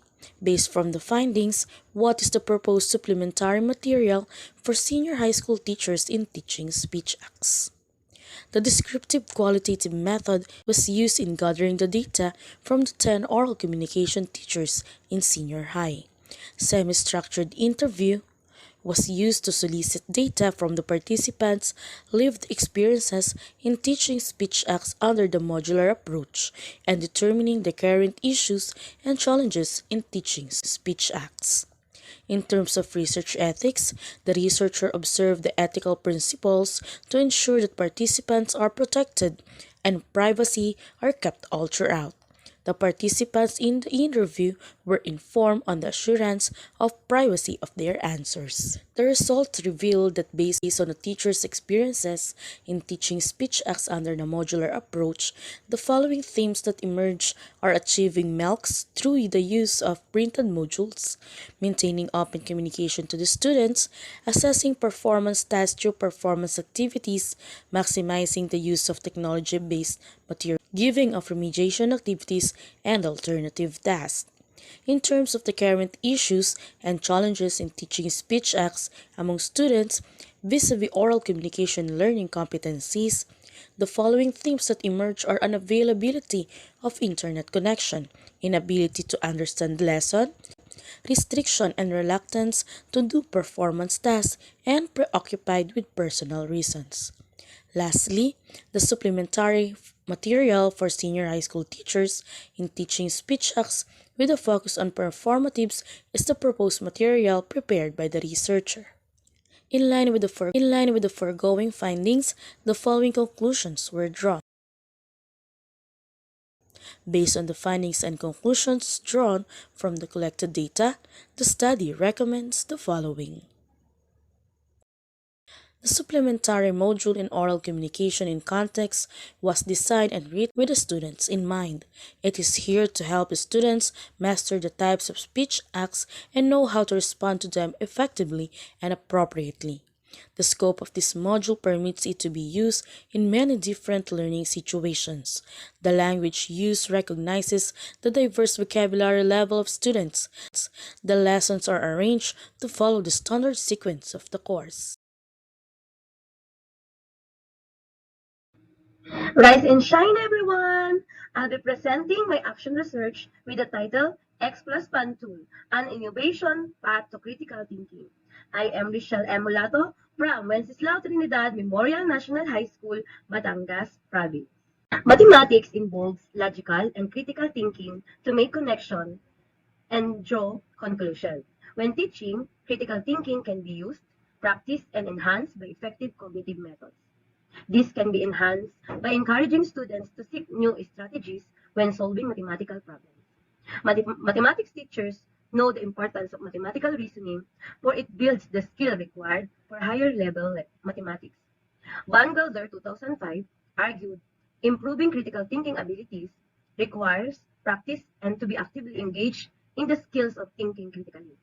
Van Gelder's 2001 recommended improving critical thinking, including the practice of active engagement.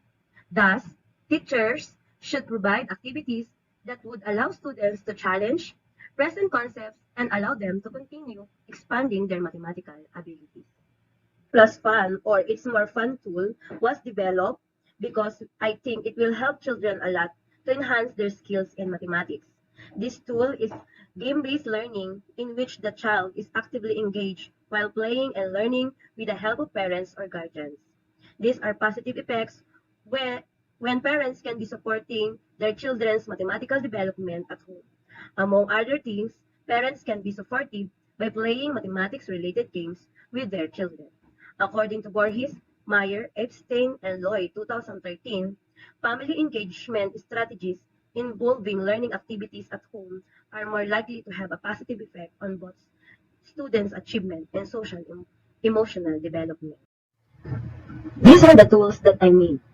Level up card, addition maze, slides and ladder, integers fluency, and roll and add that number. Tracking form is used to track the level of the students. It is indicated in this form if the students reach the goals or not. This study aimed at determining the efficacy of X plus 1 tool on the mathematics achievement of grade 7 students, specifically on topics about addition of integers. To help children improve their mathematical skills, the individualized approach was used. The child is free to practice the skills using X plus Pan tool and pass the assessment at their own pace. They shall pass the assessment from level 1 to 5 on their own. This tool was made by the proponent of the research and consists of 4 games with 5 levels to play. It also includes the general instruction of the tool. The findings revealed that the performance of the pupils has significant difference in terms of pre and post test. Their performance increased about 53% after the games was executed. The respondents of the study were 20 grade 7 students at Wenceslao Trinidad Memorial National High School at Laurel, Batangas, school year 2021 to 2022.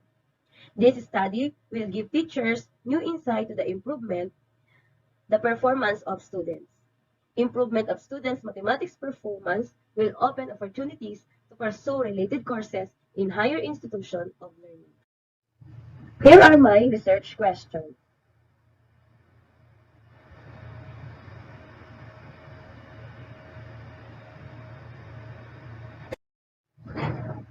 These are the conclusion of the study. The performance of the grade 7 students in pretest was 34.5%, means did not meet expectation, and in the post-test was 87.5, means very satisfactory. There is a significant difference between the pre and post-test score of the student. And X plus Pan tool increased the performance of the students by 53%.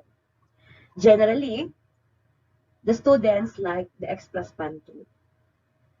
And there must plan and develop learning programs that will enhance the skills and abilities of the students through games. These are the recommendations of the study. Number 1, applicability of the X plus Pan tool may be used in teaching additional figures that can enhance the proficiency level of the students. Number 2, integrate games in teaching to whatever we do inside the classroom. Number 3, develop learning programs using the tool to intensify the ability and skills not only in the mathematics but also in the other fields of study where mathematics skills are needed. And number 4, formulate a more game that will boost students' motivation toward the subjects. Thank you for your listening. Goodbye. Good morning, everyone, and thank you so much for giving me the opportunity to share my study entitled Culture-Based Instructional Design for Grade 10 Social Studies Indigenous People. And to start with, Teachers and the whole school community consider students' culture and ethnicity in the teaching and learning processes, since culture promotes students' achievement. Culture contributes also in the creation of learning experiences that serve as the starting point of students' new learning. However, as literature suggests, there's still lack of instructional design for indigenous people. Hence, the researcher was driven to create this particular study. Primarily, the purpose of this study is to design and develop an instructional design and validate the said instructional design through the utilization of a culture based module. Likewise, in terms of research methodology, the researcher created three different phases that includes the following. Number one, investigation and analysis of Aita culture that includes data gathering, selection of key informants, the preparation of interview guide, and the collection of literatures about the Aita community. For phase two, this includes the development of content for instructional design, wherein the material culture and the non-material culture of AITA were categorized and aligned in the depth ed learning competencies. And lastly, for phase three, this is where the instructional design was developed, and of course, the culture-based instructional design or the culture-based instructional module or the supplementary module was also created to validate the instructional design. As per the results of this study, just like what you can see right now, this is just an example of the material objects or the material culture about the religious spiritual beliefs of the Aitas. And as you can see, there are the material culture, or these are the material culture with its corresponding purposes and usage. I also have here the sample mapping of Ashore as basis for culture-based lessons. So as you can see, I have here different themes or topics wherein I utilize the different thematic approach or the topics in line with the grade 10 Araling Panlipunan. I also have here the AITA culture, the depth ed competencies, and of course, the application of the Assure instructional design, wherein based from the interview conducted by the researcher, Assure instructional design is one of the most common instructional design utilized in the field of Araling Panlipunan. In terms of the framework of the culture-based instructional design, as you can see, this was the created culture-based instructional design, which was based in Assure instructional design, wherein the primary goal of this particular culture-based instructional design is none other than students' cultural sensitivity, awareness, and of course, preservation. In terms of validation, as you can see, based from the summary of the expert's assessment of the supplementary module or the culture-based module, in the following five different criteria that includes needs analysis, learning competences, learning content, learning activities, and assessment, almost all of them, or all of them, of course, got the most appropriate. Hence, the instructional design, which was validated through the supplementary module, is most appropriate in the implementation or for implementation for grade 10 indigenous people, particularly the ITAS. For the conclusion, based from the results of this study, ITAS still reflect their traditional knowledge and wisdom or their culture until today. Aita traditional knowledge and wisdom plays a major role in the creation of their own unique worldview compared to the existing mainstream worldviews.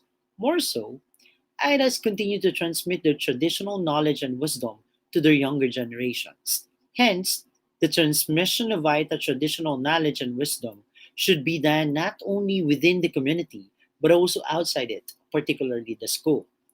Further, students from indigenous groups show a need for support regarding understanding their culture and the implications of their culture to the rights as a citizen. Climate change has a significant impact on education. Extreme weather occurrences such as strong typhoon causes numerous residences and buildings to be destroyed. Many of the local school buildings were used as a temporary shelter for the devastated areas. As a result, Students were forced to take a break from the school until all the areas were restored. The Department of Education, as one of the government agencies, plays an important role in ensuring the implementation of the framework study and program in relation to climate change. The school must implement the mandated PPAs in relation to environment. In this situation, the researcher makes a study to find out a real situation of the school in terms of the implementation of environmental activities to ensure the sustainable environment must be addressed. I am Agapito D. Castillo Jr., presently affiliated at Department of Education, Bawang Technical Integrated High School.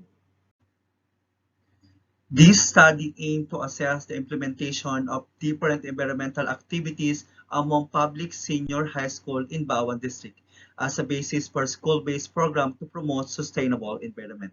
Specifically, it aimed to determine the demographic profile of the respondent in terms of the position, specialization, years in service, school location, and the membership in environmental organization, and to identify the extent of the implementation of the environmental activities. Furthermore, the study determines the difference between the extent of the implementation and the demographic profile, and ascertain issues and challenges met by the respondent. Lastly, a school-based program is proposed to promote sustainable environment. This study utilized a descriptive correlation research design. The researcher employed a constructed questionnaire as a data gathering instrument in the study to obtain unnecessary information. The questionnaire was distributed to 65 school personnel, then it collected and finally tallied and totaled. The frequency count and the percentage equivalent were used to tally the answers in demographic profile. A weighted mean was used to quantify and assess the extent of the implementation of the environmental activities and the issues and challenges met by the respondent. A significant difference between the extent of the implementation and demographic profile was determined using t-tests for the school location and membership, while ANOVA was used in position, area specialization, and years in service. As you can see from the tables, the result of the study showed that the most of the respondents are teacher 2, with English and Science major, 0 to 5 years in service without any environmental organization membership, and the school is located in the urban setting. It can be gleaned from the table 7 that the water, sanitation, and hygiene school got the rank first, while the ADAP a forest and ADAP a river got the lowest weighted mean of 2.4308 and 2.3077 respectively, and had a verbal interpretation of lit extent. The composite mean of 2.962 showed a moderate extent. This implied the senior high school of Bawang District does not fully implement all the PPAs mandated by the DepEd. In terms of the responses between the extent of the implementation of the climate activities and group into profile, can be seen that the extent of the implementation and the years in service was found to be significant, and the other profiles were found to be not significant. With regards to the issues and challenges met by the respondents, as you can see on the table, the issues and challenges met by respondents are moderately extent with a composite mean of 2.9364. Based on the result of the study, the researcher developed a program that promotes sustainable environment. The program highlights the activity that received the lowest weighted mean and some of the activities that need to be improved for the environmental welfare. The program proposed is Care, Outstanding, and Resilient Environment or Project Care. And the project with lowest weighted mean in terms of the implementation is the ADAP a river. Thus, Project ProAga was formulated. These are the following conclusions for my objectives. Based on the conclusion of my study, these are the recommendations of the study. Again, I am Agapito D. Castillo Jr. Thank you and mabuhay. The pandemic has brought challenges to academic institutions. To prevent the spread of the virus, distance learning was implemented. However, the modality has several drawbacks. For example, student A is working. He took advantage of the modular distance learning to earn for his family, thus, his academic performance suffered.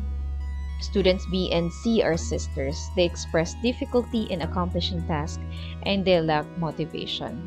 Student D was greatly affected by the pandemic because his mother's life was taken by the virus and he also had difficulty coping with academic requirements. Thus, this research called the use of study guide in general biology for flexible learning, and my name is Rhea Masalunga from SDO Batangas Province. The proposed study guide is a shift from DepEd's weekly home learning plan. The study guide was created to address the difficulty of learners in coping with the school requirements. Timeliness was a component, and failure to accomplish tasks on a weekly basis would mean a deduction from the grades. Quantity over quality. What about those who have special needs and who were greatly affected by the pandemic? Compared to the weekly home learning plan, the proposed study guide is given to learners prior to the start of the quarter. It is composed of learning competencies, expected outputs, lectures, written works, performance tasks, and references. Learners may submit tasks at the end of the quarter depending on their needs and situations. Here are some of the screenshots of the study guide. It has underwent evaluation by language, technical, and content evaluators in the school, and here are some sample outputs of the learners. Given this intervention, here are the questions that this research answered. How may the respondents be described in terms of first quarter academic grades? Factors affecting the first quarter grades, preference between study guide and weekly home learning plan, and what is the effect of using the study guide in academic performance and number of dropouts? What are the advantages of using the study guide, and what recommendations may be given to improve the study guide? To answer these questions, descriptive research was utilized, questionnaire and interview was used as data gathering instrument. Participants were grade 11 STEM learners. The academic performance was described in terms of class proficiency level and interpreted using debit order number 73 series of 2013. Data were presented using tables, graphs, and themes. Here are the results. The first quarter academic performance was described as advanced, as shown by 91.5%. Based on debit order number 73 series of 2013. Advanced, yes. But behind this, there were learners who lacked grades during the first quarter. The highest was noted in Komunikasyon at Pananaliksik sa Wikang Pilipino with 7 learners, followed by 21st Century, PE, and Pre-Cal. This table suggests that there is a problem despite the advanced class proficiency level as stated in Table 1. Because something was brewing, the researcher determined the factors affecting the learner's first quarter grade, and 26 of them lacked academic support, which was expected of them because they are STEM strand. 5 of them expressed they do not have the motivation to continue their study. 3 are working, 2 lives outside the town where the school is located. Some of them expressed that they wanted to stop schooling and will only resume when face-to-face classes are back. Thus, the study guide was given to them came second quarter, and at the end of the quarter, they were asked about their preference between the WHLP and study guide, and 91.3% of the respondents chose the study guide over the WHLP. Their preference was reflected in this table because 2% increase in the academic performance was noted, especially in each of the subject. All of the class proficiency level increased also. In terms of the number of dropouts, 0 dropout was noted at the end of the school year, and these are some of the advantages of using the study guide based on the learner's perception. Easy access to learning, tasks are organized properly, but more importantly, it is more flexible in terms of the submission of requirements, which is good for flexible learning. When asked about the recommendations, most of them said none, but 2 of them wrote comprehensive lecture. Other than that, there were no more recommendations, and in conclusion, it can be inferred that the study guide facilitates flexible learning. And here are some practical recommendations. The study guide for flexible learning is highly recommended, and while it has underwent evaluation by Learning Resource Committee, it would be recommended to have it evaluated by expert in the field. And theoretically, the recommendation is to conduct the same study using quasi-experimental approach. And here are some of the references used in the study. Thank you so much. Good day, I am Shikaina Chirdelas from Emilia L. Manabanan Integrated School, SDO Batangas Province, here to present to you my study titled Project Writes, Improving the Basic Writing Skills in English of Grade 7 student of Emilia L. Manabanan Integrated School. The pandemic arises from face-to-face classes shifted to modular distance learning in public school. Due to the shift of learning modality, students experience difficulty in learning like in writing due to lack of guidance. Now that the modality turns to hybrid in preparation going back to face-to-face learning, guidance to students' writing skills is a must to alleviate the students' difficulty in writing. Thus, Project Writes was initiated to improve the basic writing skills of grade 7 students. This study was designed to evaluate the basic writing skills of grade 7 student of Emilia L. Malabanan Integrated School and to formulate some intervention to improve the basic writing skills of the student. Specifically, it sought to answer the following question. Number 1, what is the level of writing skills of grade 7 learners before the intervention? Number 2, what is the level of writing skills of grade 7 learners after the intervention? Number 3, is there a significant difference between the level of writing skills before and after the intervention?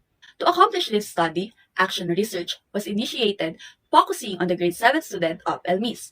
The study follows the experimental method of evaluation of pre-test and post-test assessment, where the class undergo a 40-item assessment measuring the proper usage of small and capital letters, correct use of punctuation marks, correct spelling of words, and correct paragraph writing. Then, the results were analyzed.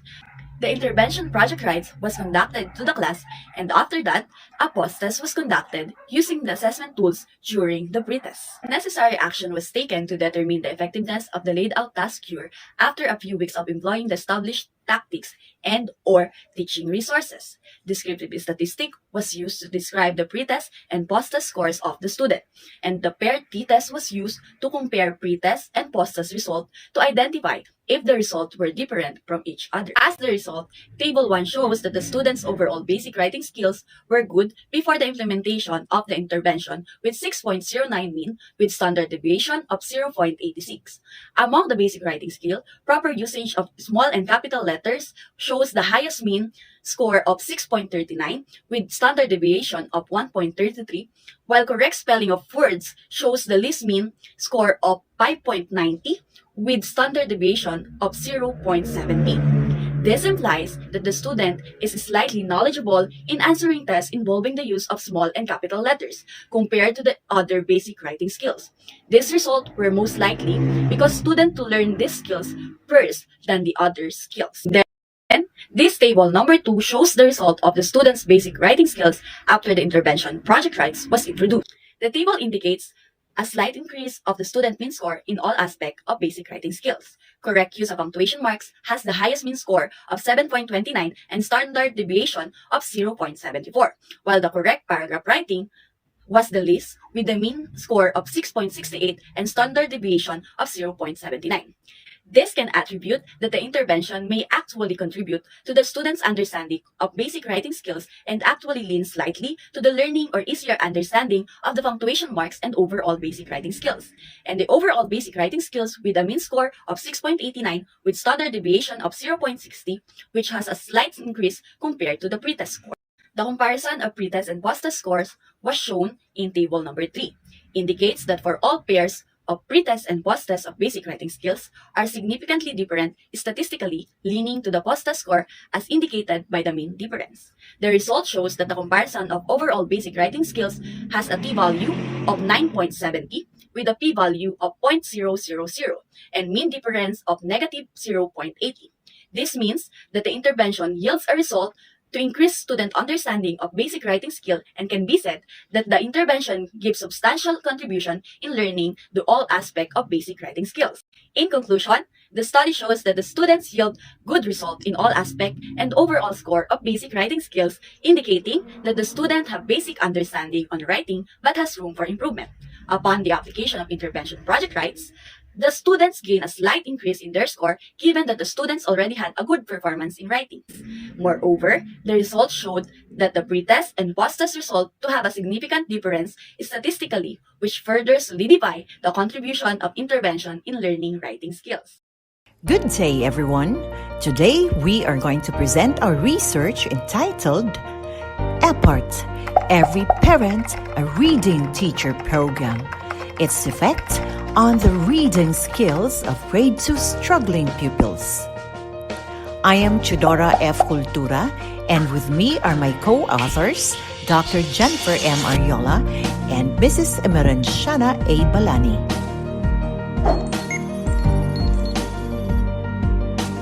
Teaching reading during the pandemic has its own share of challenges, since in-school or face-to-face classes are not permitted in the new normal.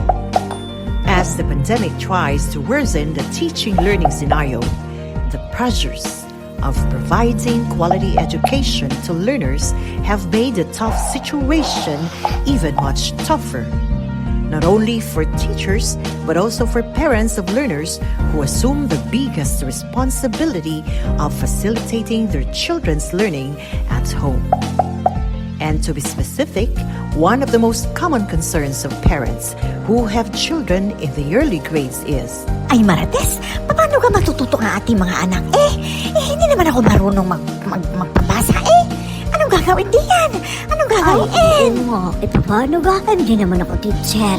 Ako naman grade 3 laang. Paano ko naman yan matuturuan ng aking anak? Hindi marunong magbasa iyan na isang taon.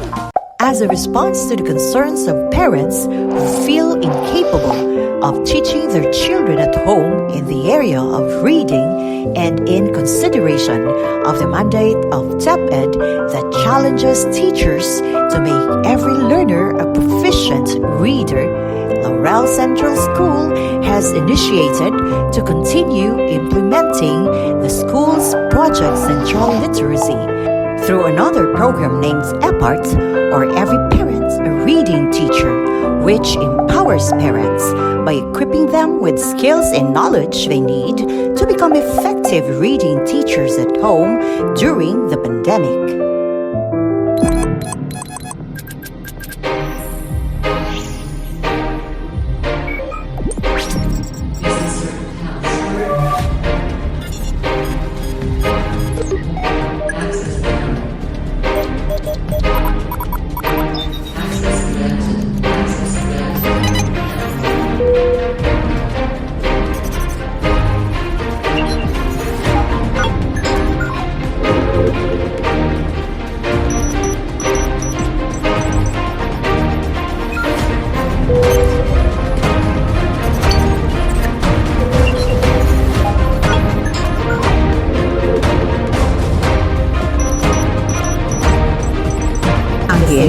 Ang tunog ng NG ang side words. Ito yung mga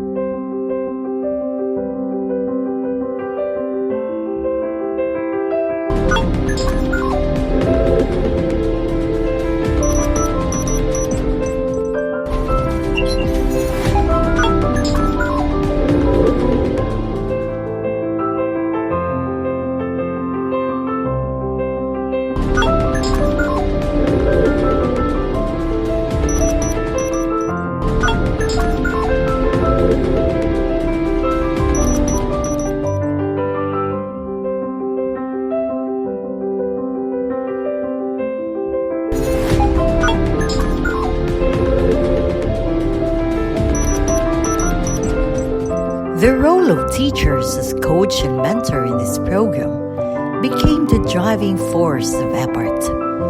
The teachers' dedication and hard work gave positive influence on parents as they journeyed together in this effort to help learners with reading problems in grade 2 level. Good morning, everyone. I am Annalyn V. Ramos, Teacher 3 and a proud presenter from Bulihan Elementary School, Rosario West District, Batangas Province. As a school ICT coordinator, I have been exposed to different issues encountered by teachers using ICT in times of COVID-19 pandemic. This drive me to an action research entitled Project Power, Providing Opportunities and Well-up Resources for Teachers to Enhance ICT-related Activities, its implementation and impact during the blended learning at Bulihan Elementary School. As an introduction, Seminov on 2020 mentioned that ICT has invaded and transformed many aspects of our lives to the extent that we live in an environment that is dominated by technology, which itself is consumer-driven. Based on the Accelerating DepEd's computerization program, in view of the COVID-19 pandemic, anchored the 4 major digital RISE program under the public schools of the future pursuant to Sulong Edukalidad. Digital literacy skills and ICT-assisted training and learning are 3 of those major areas of concern. Abel mentioned also on 2020 that blended learning in the Philippines is still considered new and young after almost 2 years of distance learning. The demand for the literate teachers and the application of ICT and blended approach is generally essential. So different issues and challenges in teaching using ICT were determined. School-based program was crafted and implemented and named Project Power. This intervention program was implemented to assess its impact and teachers' readiness to alternative delivery mode. For the research questions, 1. To what extent is the effectiveness of Project Power in terms of conducting and attending training, availability of ICT equipment, accessibility of internet, and supplementary technical assistance in ICT? 2. What is the assessment of teachers in implementation of Project Power? 3. What are the problems encountered by teachers in the implementation of Project Power? And 4. Based on the findings, what project enhancement can be proposed to continue the implementation and benchmarking of Project Power? For the research method, the researcher used quantitative design of the study. 19 teaching personnel were used as respondents. Interviews and questionnaires used as tool in this study. The researcher used the 4 Likert scale to measure the extent of effectiveness of Project Power. This action research approved by the authority and the tool validated, tested, and administered. For the results and discussion, the effectiveness of Project Power. Among the different activities undertaken in the school, providing of high-speed internet access perceived to be very effective with weighted mean of 3.75. Assessment of teachers to the implementation of Project Power. Creating, assessment, and evaluation forms and application got the highest weighted mean of 3.89 with verbal interpretation of high. Problems encountered by teachers in implementing the Project Power. Insufficient time and financial training support got the highest or the most problem for them with weighted mean of 3.47. Proposed activities for project enhancement. Inviting well-trained facilitator with ICT expertise. Attending and private trainings related to upskilling and teaching using ICT. Providing a 1:1 ratio of equipment like laptop and printers to teachers. Conducting regular technical assistance from the expert, and evaluating and feedbacking by the concerned authorities are the proposed activities for project enhancement. For the conclusion and recommendations, having a stable and high-speed internet connection is very effective in today's modality. School-crafted activities and projects are very effective to respond on the emerging issues and problems in the school. It has proven based on the teachers' experiences that the school-crafted project is a great support in their ICT skills. Implementation of Project Power marked an enormous impact on the skills of the teachers during the blended learning. Most of the high-tech trainings and seminars found on the internet are too expensive. The teachers needed more enhancement activities under the school-crafted Project Power. And proposed enhancement plans should be validated and added to the implementation of Project Power. The project should be re-implemented for the next school year. And for the references, that's all, and thank you very much for listening.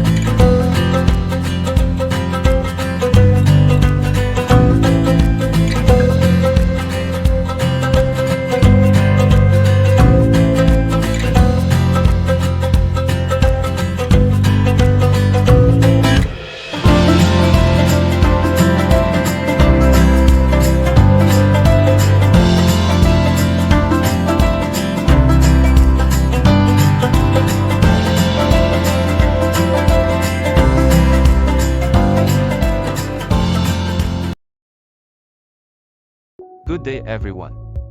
Allow me a few minutes of your time as I present my completed action research entitled Learning Commitment, Parental Involvement, and Self-Regulated Learning Towards an Adaptable Model in the Advent of Face-to-Face Learning in the New Normal.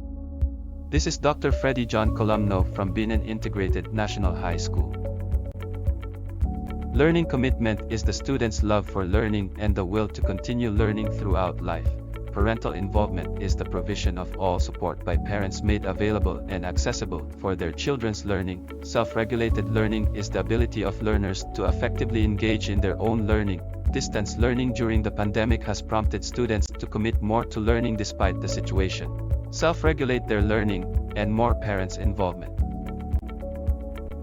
The self-regulated learning cycle is accomplished in 3 phases: the planning phase, which involves the goal setting and environment structuring; the monitoring and control phase, which includes task strategies, time management, and help seeking; and the reflection phase, which involves self-evaluation.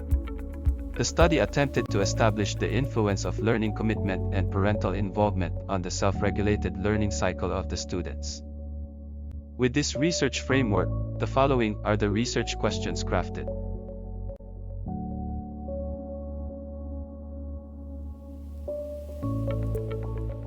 The following are the key literature of the study.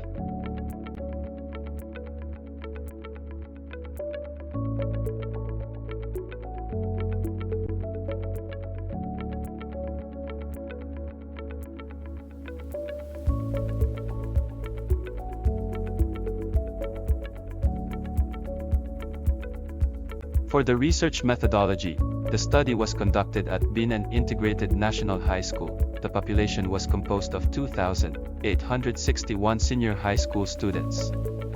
The sampling techniques involved cluster and stratified random sampling.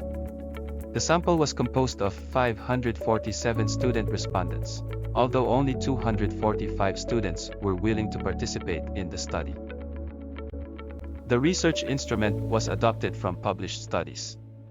Since some items in the questionnaire were modified to suit the respondents of this study, it underwent a validation process. An informed consent was attached to the questionnaires to ensure that the rights of the respondents were not violated. Data was analyzed using descriptive and inferential statistics. The students indicated a strong learning commitment that focused on understanding the importance of attending classes regularly, being on time, and staying until the end of class. The parents were involved as assessed by the students and prioritized on the provision of all necessary school materials and encouraging their child to work harder. The students indicated high level of self-regulated learning as environment structuring was assessed with the highest mean. The correlation analysis revealed that both learning commitment and parental involvement indicated highly significant correlations with all dimensions of self-regulated learning.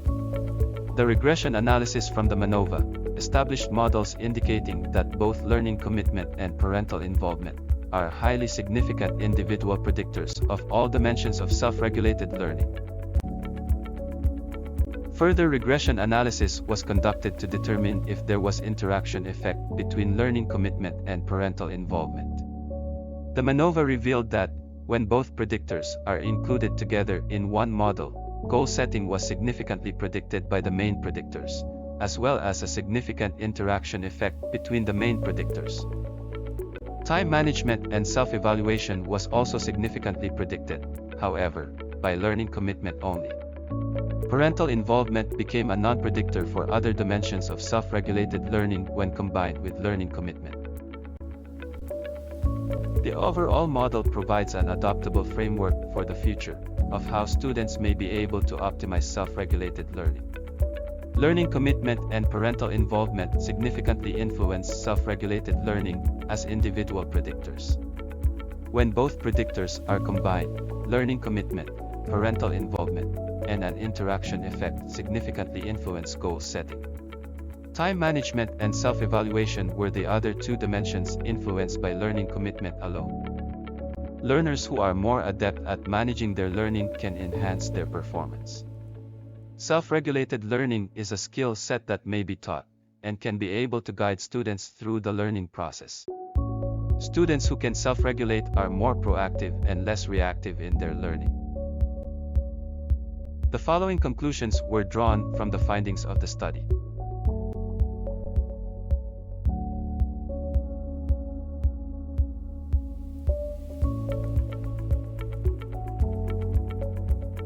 For the recommendations,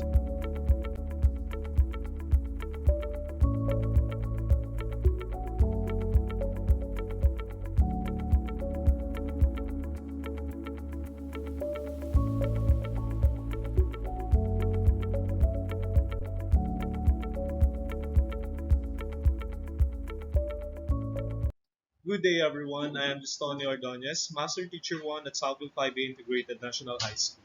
It's my privilege to present our action research entitled Mobile Assisted Instructional Offline Game, a strategic intervention material in Science 9, along with my colleagues Michelle Morauda and John Rafael Labini.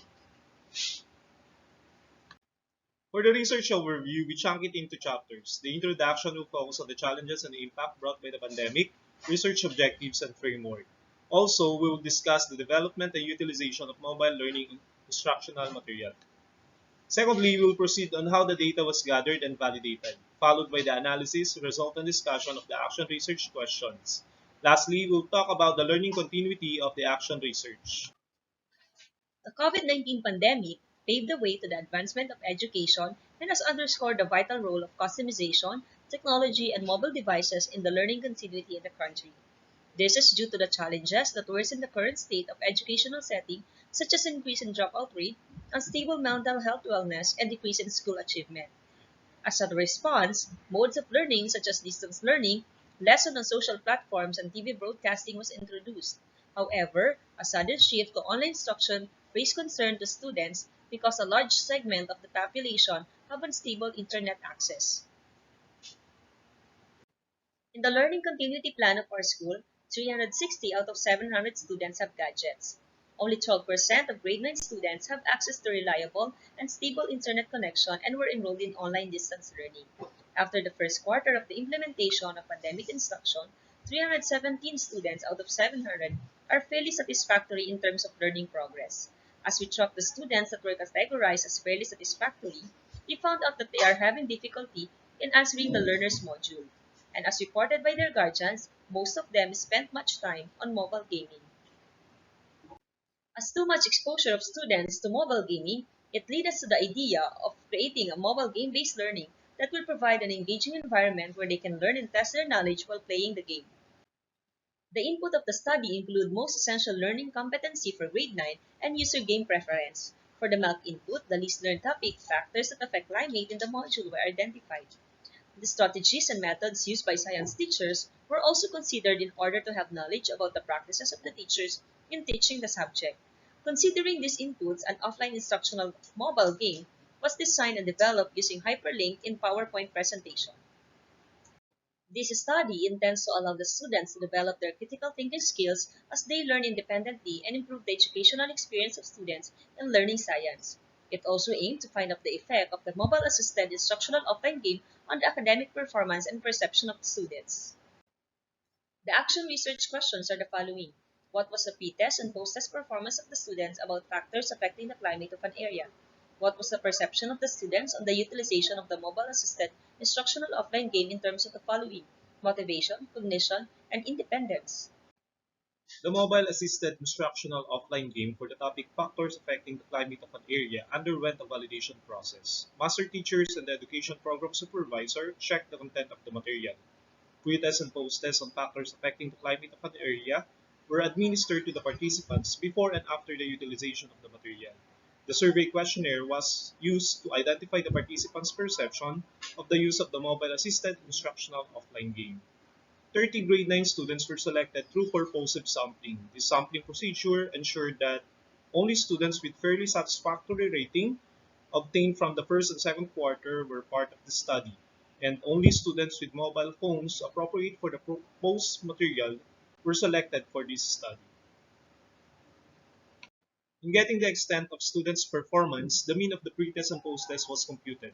The proficiency level or academic performance at which the students are performing is based on the following criteria: Depth and Order number 8, series of 2015.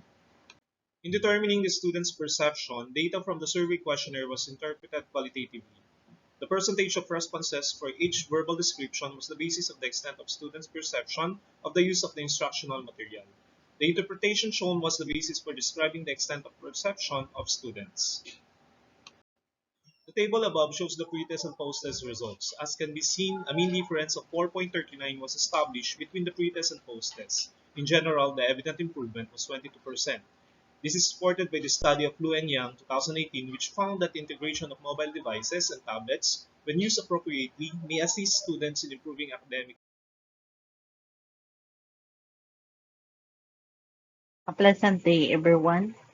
Barriers to Inclusion, Basis for Inclusive Education Enhancement Program is the title of my research. The goal is to identify the barriers related to three dimensions of inclusion and to propose an inclusive education enhancement program based on the identified needs. This research utilized the explanatory sequential mixed method design with triangulation.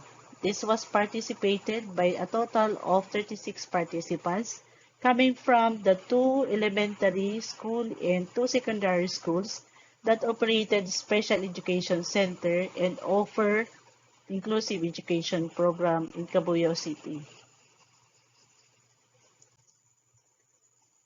Findings suggest that the lack of acceptance was found barriers to inclusion related to dimension creating inclusive culture attributed to the negative attitude of people in the organization towards disability. Findings suggested that this can be effectively managed based on Mangupi et al. 2018 with the help of legislation. This means that an extensive awareness campaign on inclusive education policies is necessary in eliminating such barriers. This needs to be eliminated because according to Artiles et al. 2015, low acceptance of learners with special needs may result in stereotyping and discrimination in terms of access to school. In terms of barriers to producing inclusive policies, the results of the analysis revealed three major barriers. First, insufficient teachers' training for professional development was a barrier brought on by insufficient funding of professional development. This supported the claim made by the Sabandoa et al. 2019, according to which a lack of training in the educational process was one of the barriers to schools becoming more inclusive. Findings suggest that there was a need for sufficient funds to produce well-trained teachers for inclusive education. Second, lack of community support was found barriers attributed to lack of cooperation among stakeholders. This finding research backed up Potacani's 2016 assertion that despite the belief in the social and academic benefits of inclusion, it was challenging to include children with special needs in regular classes because of lack of support. Third, bullying was also found barrier caused by overburdened teachers' negligence. Based on the findings, there was a need for school heads to provide strong support for teachers who work with students with special needs, as well as a strengthened child protection policy to address bullying which was prohibited in school under Republic Act 10627, also known as the Anti-Bullying Act of 2013, and the implementing rules and regulations outlined in the DepEd Order Number 55 Series 2013. As a result, school must develop and implement more specific guidelines for learners with special needs classroom accommodations. Besides that, close monitoring of anti-bullying and inclusion program implementation is required to provide teachers with technical assistance to achieve full participation of learners with special needs in regular classroom without discrimination.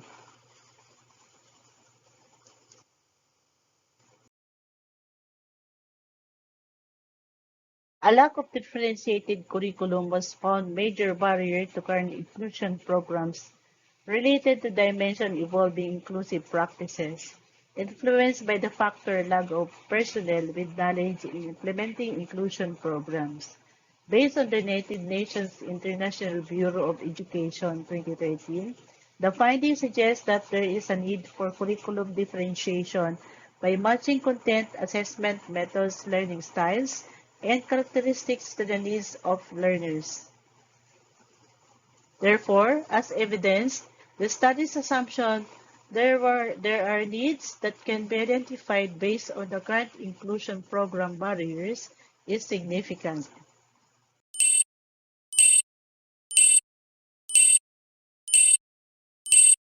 The sixth birth grantees at SDO Cabuyao City conducted the study entitled Service Quality of SDO Cabuyao City Senior High School Program, Emerging Technologies and Flexible Learning Options in Transitioning MDL to Blended Learning Modality.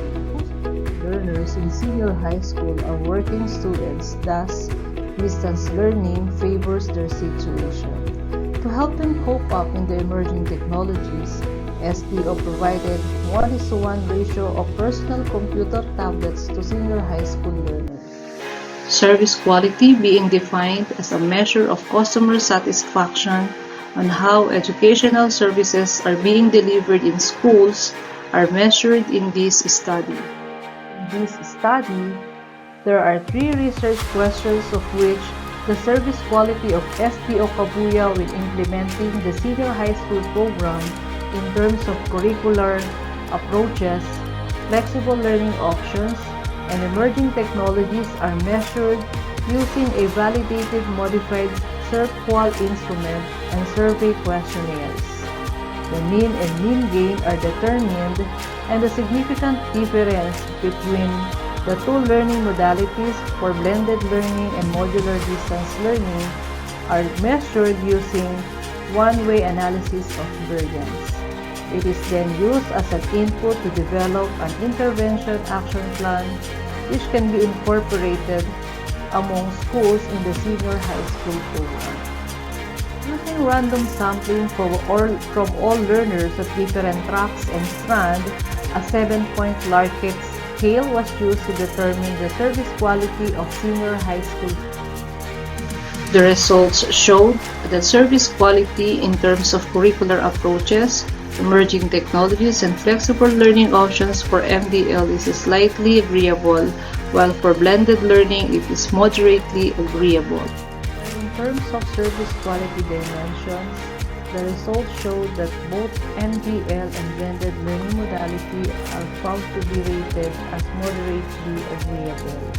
There is a mean gain of 0.91 in blended learning modality over modular distance learning in terms of curricular approaches, flexible learning options, and emerging technology. This mean gain is found to be significant. Yet, no significant difference was found for the mean gain of 0.53 between MDL and blended learning modality in terms of the service quality at 5 dimensions. The common challenges of learners encountered are the slow internet connectivity, mahirap sagutan ng mga modules, at madaming learning tasks na hindi namin kayang sagutan. For teachers, communication, time management, and financial aspects are critical during pandemic so that they affect the modular and distance learning among learners. Students sometimes feel ingrained and experience mental health issues during this time of remote learning. For parents, poverty is inevitable due to unemployment, and while they are at home, they cannot help their children in doing voluminous tasks. Despite all this, the presence of their parents and how they cope up in their studies are part of the students' accomplishment. Despite all this, the presence of their parents and how they cope up in their studies are part of students' accomplishments. For teachers, they were able to learn more integrating ICT in their lessons, and students' participation has become motivating. Parents admire the resiliency of their children to continue studying and working despite remote learning. Teachers learned to adjust their teaching strategies and listen to the needs of their students.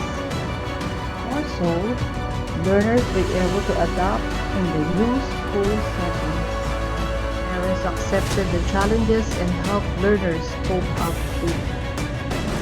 Results of the study implied that the service quality of senior high school program at SDO Cabuyao City is commendable, specifically in providing the personal computer tablet toward emerging technologies for instruction and learning. Good day everyone, we are from Cabuyao Integrated National High School, conducted a study entitled Localized Contextualized Video or LCO, a resource materials in science lessons to facilitate learning. I am Maria Roberta Icartaño, together with my co-proponents, Noemi N. Marquez and Ms. Mary Rose Lebrano. The COVID-19 pandemic gave a severe global impact on educational systems that led to the almost entirely closures of educational institutions. The study was conducted entitled Localized Contextualized Video or LCO, a resource material in teaching science lessons to facilitate learning. It is a 3-minute map-based video lesson that can be accessed through online or offline, which explains and serves as learning guide. This study mainly focused on grade 7 learners and lessons and to encourage independent learning. The research answered the following questions. Number 1, what is the level of effectivity of LCO as a resource material in science lessons as perceived by the respondents in terms of accessibility, comprehensibility, and applicability? Number 2, what is the level of effectivity of LCO to facilitate learning in science lessons as perceived by the respondents in terms of understanding the science topic, contextualizing and localizing science concept, and providing alternative learning resources? And number 3, is there a significant relationship between the effectivity of LCO as a resource material in science lessons and its effectivity to facilitate learning as perceived by the respondents? For the methodology of this study, the participants of the study were selected grade 7 learners. The respondents were selected through random sample technique. An online survey questionnaire was used to gather the data for the study. The study used a quantitative research design and a descriptive method of research. The data collected from the answers from the respondents were summarized, interpreted, and analyzed through various statistical tools such as weighted mean and person-hour correlation. Table 1 shows that LCO as resource material in terms of accessibility obtained a grand mean of 4.45, verbally interpreted as a grade. This means that LCO as resource material is accessible to all learners. In Table 2, it shows that LCO as resource material in terms of comprehensibility obtained a grand mean of 4.53, verbally interpreted as a grade. This means that LCO as resource material is comprehensible to the learners. Table 3, the result shows that LCO as resource material in terms of applicability obtained a grand mean of 4.64, verbally interpreted as strongly agreed. This means that LCO as resource material is applicable to the learners. Table 4 shows that LCO as resource material to facilitate learning in science lessons in terms of understanding the science topic obtained a grand mean of 4.37, verbally interpreted as agreed. This means that using LCO facilitates learning in understanding the science topic as perceived by the learners. Table 5. The result shows that LCO as resource material to facilitate learning in science lesson in terms of contextualizing and localizing science topic obtained a grand mean of 4.36, verbally interpreted as agreed. This means that learners appreciate contextualized and localized lessons and discussing the topic. Table 6 shows that LCO as resource material to facilitate learning in science lesson in terms of providing alternative learning resource materials obtained a grand mean of 4.32, verbally interpreted as agreed. This means that LCO can be an alternative resource material to facilitate learning. The results in Table 7 show the significant relationship between the effectivity of LCO as a resource material in science lessons and its effectivity to facilitate learning as perceived by respondents obtained an average of positive 40 value, showing a significant correlation. It showed that there is a positive significant relationship between the effectivity of LCO as a resource material in science lessons and its effectivity to facilitate learning. Based on the results and discussions presented, the following conclusions were derived from the study. Number 1, localized contextualized video or LCO as resource materials are accessible, comprehensible, and applicable to the grade 7 learners.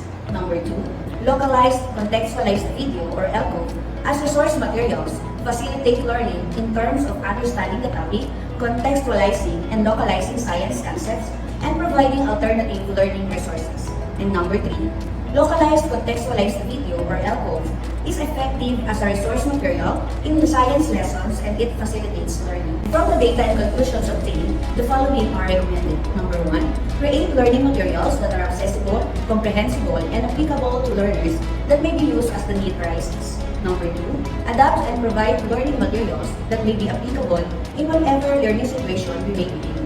Number 3, innovate and make more learning materials that will facilitate lessons. And number 4, create more localized and contextualized video lessons as supplemental materials to facilitate learning within and across curriculum. That ends our research presentation. We are the LCOV team. Thank you very much.